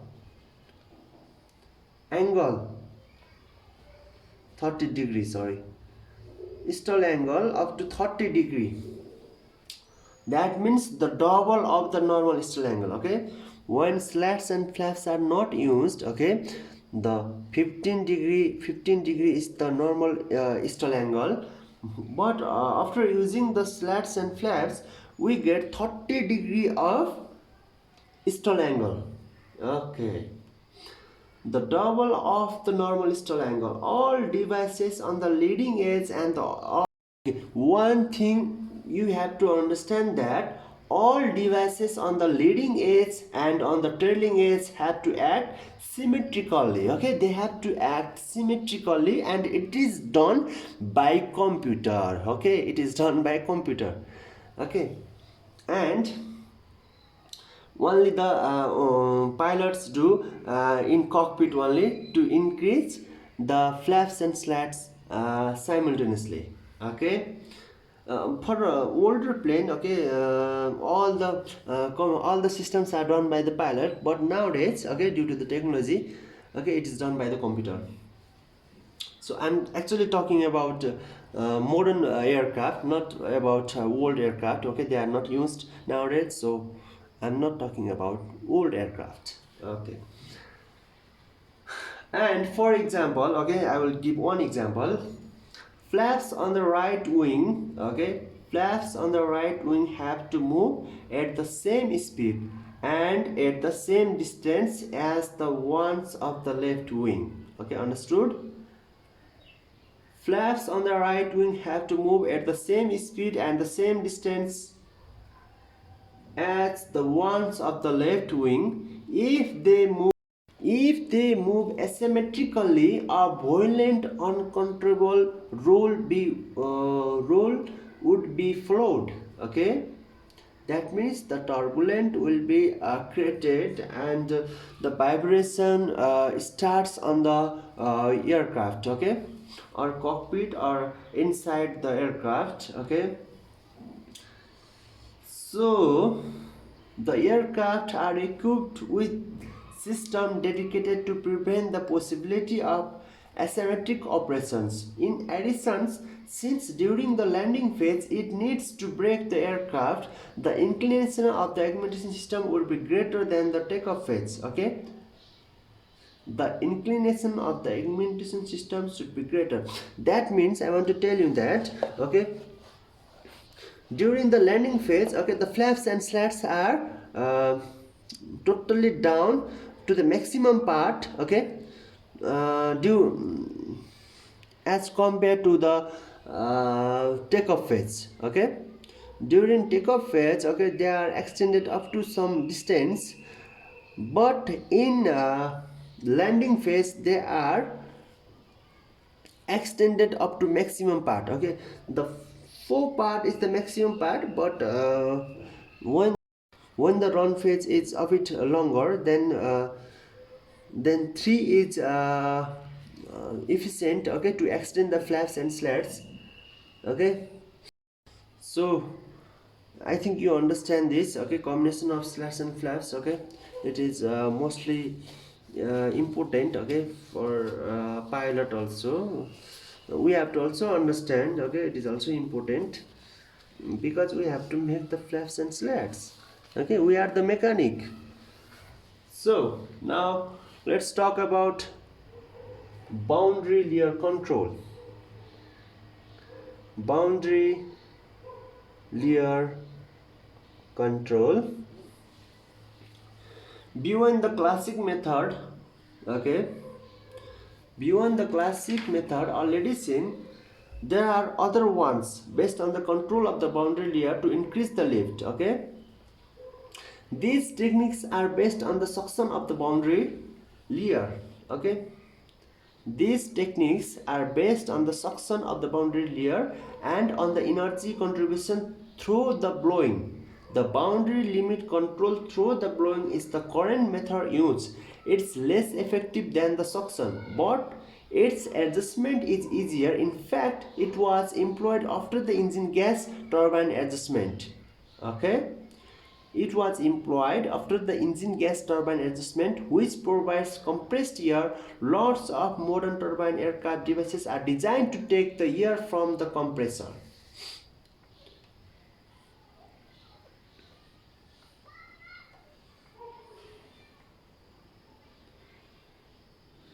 Okay, that means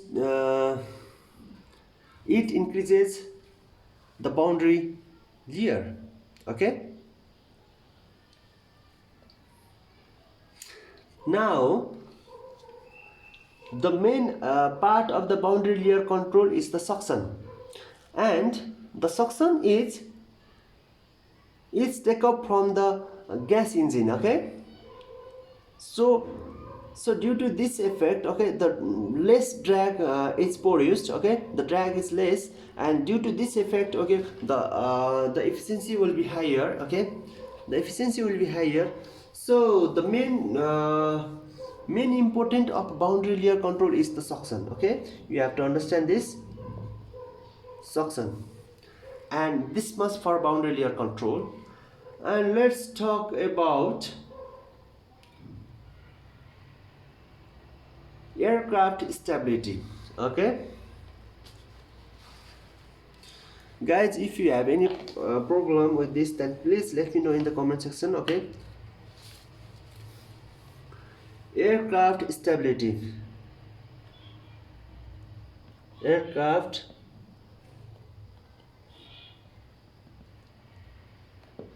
stability. Okay, during the flight all forces act on aircraft, okay. I think you know about this, okay. They are lift, drag, thrust, weight, okay, and they change continuously, okay. They change continuously to keep its attitude unchanged, okay, to make the attitude constant, okay, attitude constant.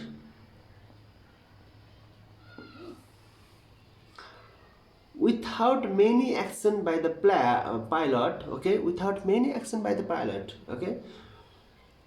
The main role of pilot, as simply I will say you, the main role of pilot is to take off the aircraft and land the aircraft.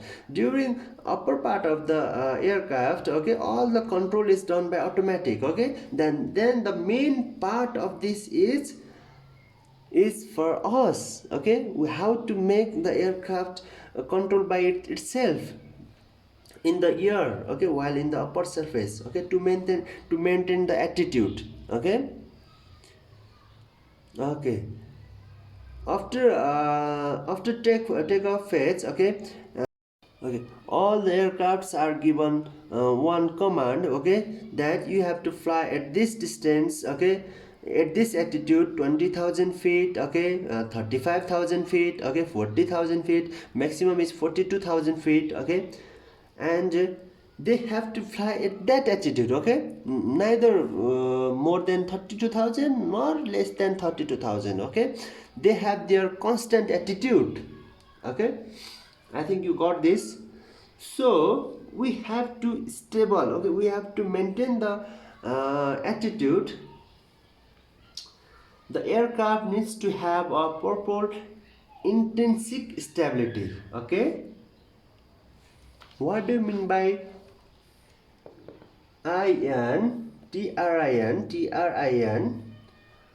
SIC stability?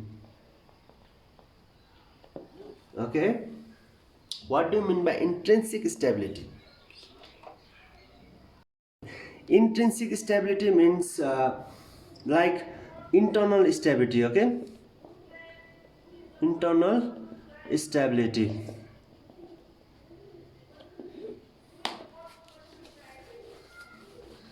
Okay, the stability of an object can be defined as the characteristic of being able to restore the original position when disturbed. Okay, the meaning of stability is the stability of an object can be defined as the characteristic of being able to restore the original position when disturbed. The meaning of stability is to restore to the original position, okay, when it is disturbed. This is known as stability. According to the stability of an object can be stable or unstable or neutral equilibrium. Okay,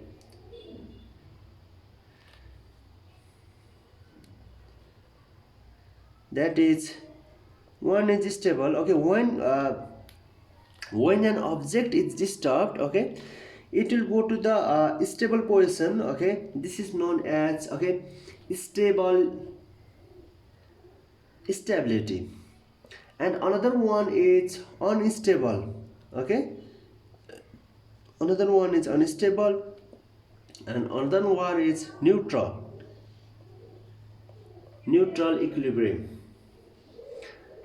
Stable equilibrium means, okay, at the end of the displacement of the object return to its former position. That means when it is disturbed, okay, when it is disturbed, but the initial part is this, okay, and from this point, okay, it was disturbed, and after some time, okay, it comes to its original position, that means original attitude.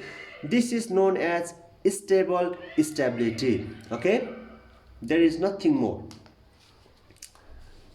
And unstable means, okay, when it is disturbed, okay, when the aircraft is disturbed, that means it will not go to the stable position. Okay, we have to make them to come in stable position, so that it moves in a perfect direction. That means when it is moving in this direction and it is disturbed, and it will go from here, that means it is unstable. Now it is unstable, it is going upward direction. Okay, it is going upward direction, its attitude is increasing, that means it is in unstable condition. It is now disturbed and it is going upward direction, its attitude is increasing. This process is known as unstable stability. Okay, and neutral equilibrium means at the end of the displacement the object lays in the new position without coming back or going away from the former position. That means, okay, I will give you some example. Okay,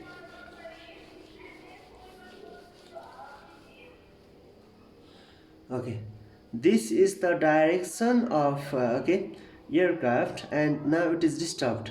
Okay, now it is disturbed, but it is moving in this direction. Okay, in this direction. Okay, this is known as neutral equilibrium. Now it is forming, okay, it is forming new direction. Okay, now it's moving here, but the original position is also the same. Okay, this is the original position, but it is making new position. Okay, this type of stability is known as neutral equilibrium. Okay, expanding the concept of stability to an aircraft which flies with straight and uniform flight and subjected to a system of forces in equilibrium and to a system of movement around its center of gravity in equilibrium. It can suppose that an external cause, for example a blow, or an internal one as a low displacement, modifies its states. Okay, it can say that, okay, the aircraft has a stable, unstable, or neutral equilibrium. Okay, you got this?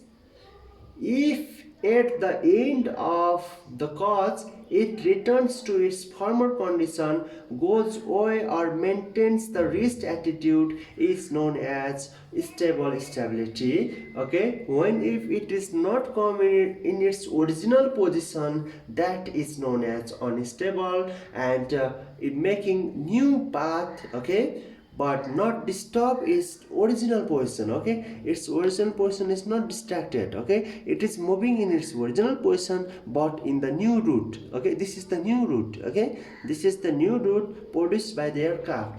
This type of stability is known as neutral equilibrium. Okay,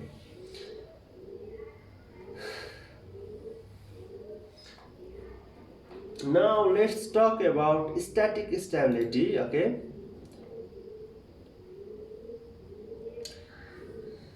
static stability means returns back without variation in airspeed. Okay, static stability means same like stable stability or stable equilibrium. Okay, considering the stability of an aircraft or of an object in general, it is necessary to difference between static and dynamic stability. Okay, there are two type of stability, that is static and dynamic stability, and let's talk about static stability.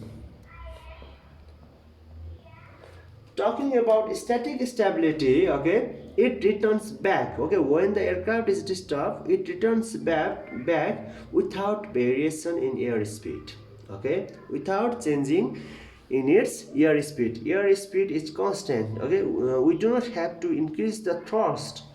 Airspeed is constant. You have to note that. Okay, in static stability airspeed is always constant. Okay, and static stability is subdivided into three parts, that is positive stability, neutral stability, and negative stability. That means positive stability means statically stable.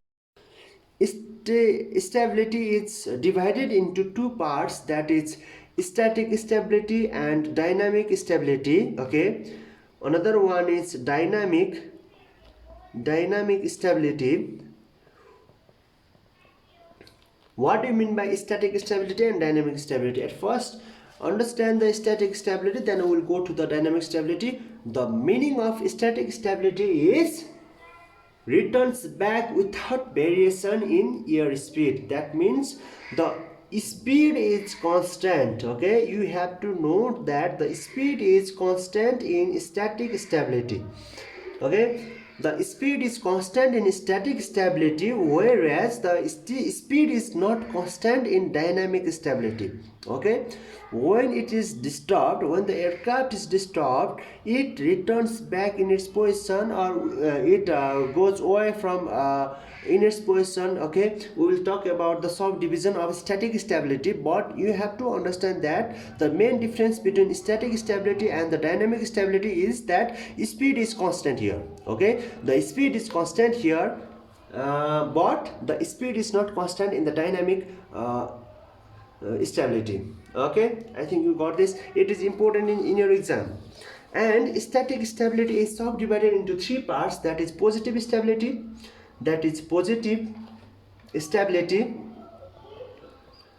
stability, another one is negative stability, and another one is neutral stability. Okay, neutral stability.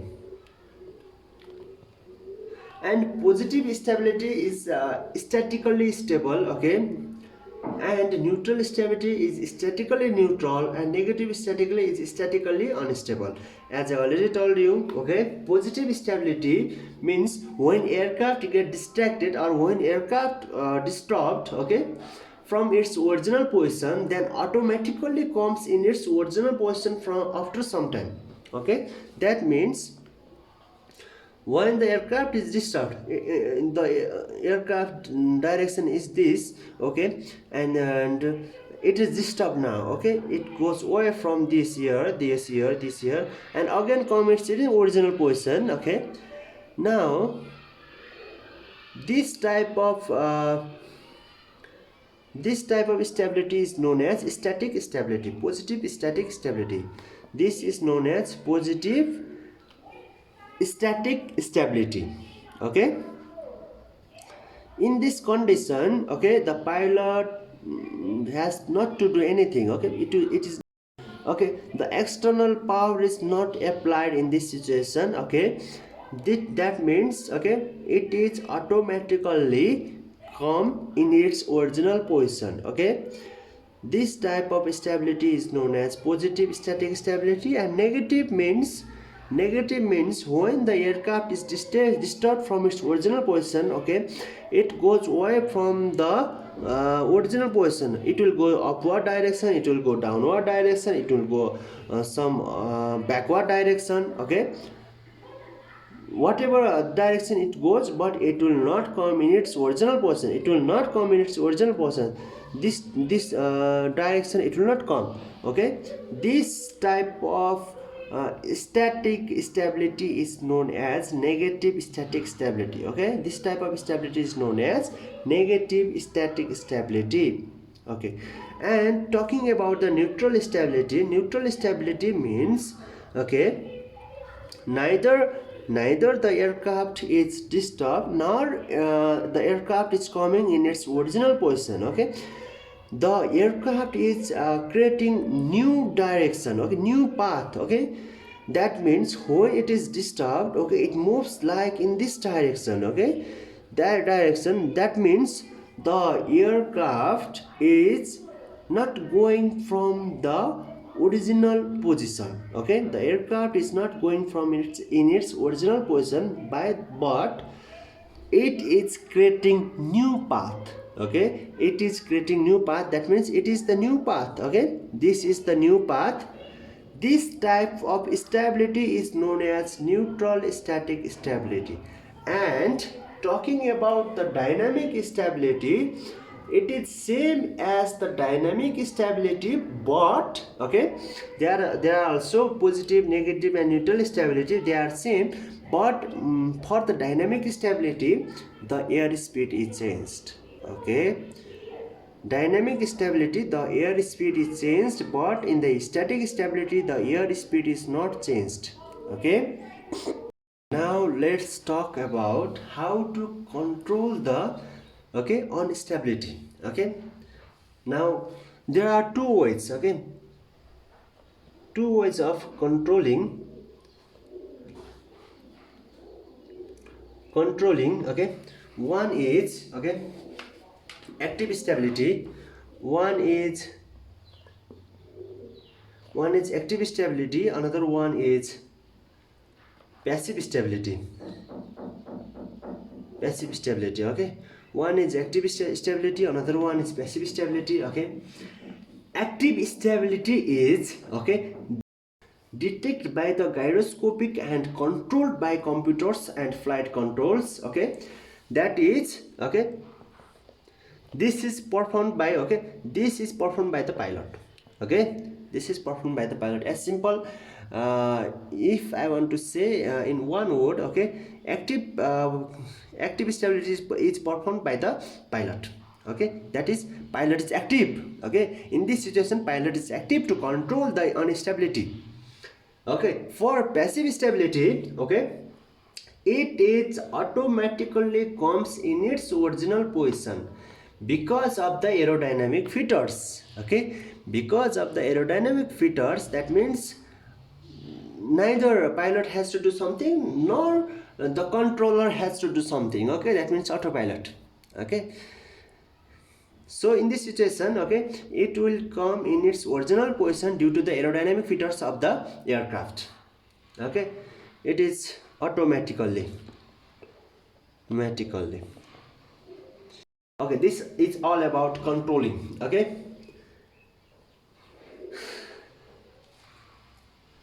okay, and how it is controlled. Okay, how it is controlled.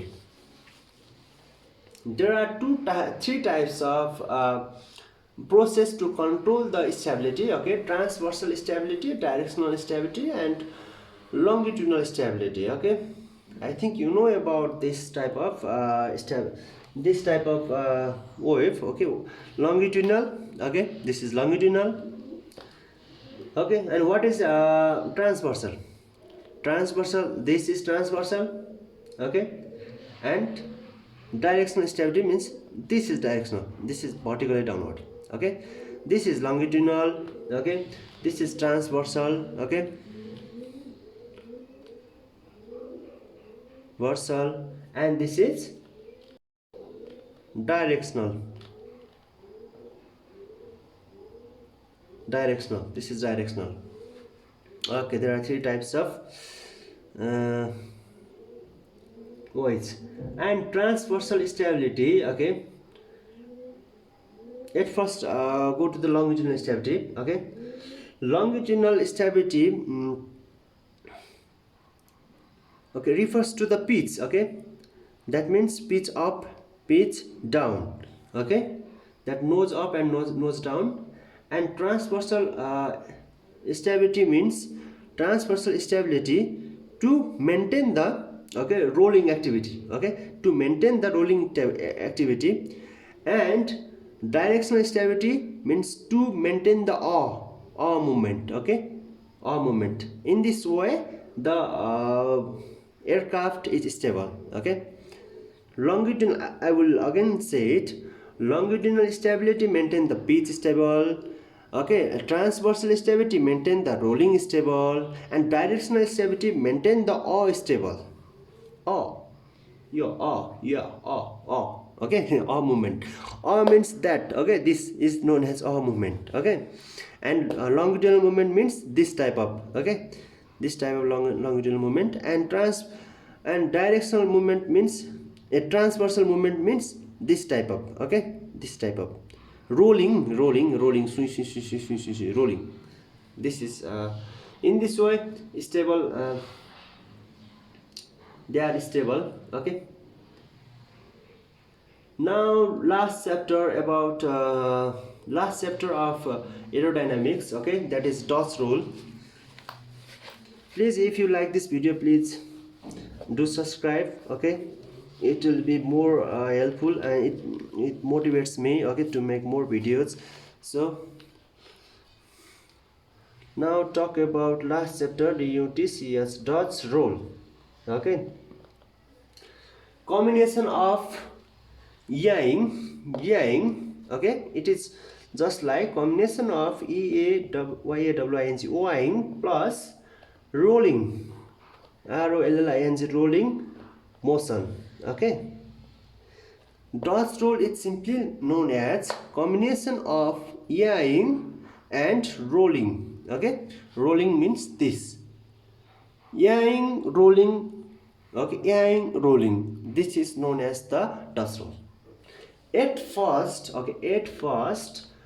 or yeah, then rolling moment due to the lift difference in wings. Okay, at first or, okay, at first or, that means at first, okay, or movement is done by rudder. Okay, rudder, and then after ailerons are established. Okay,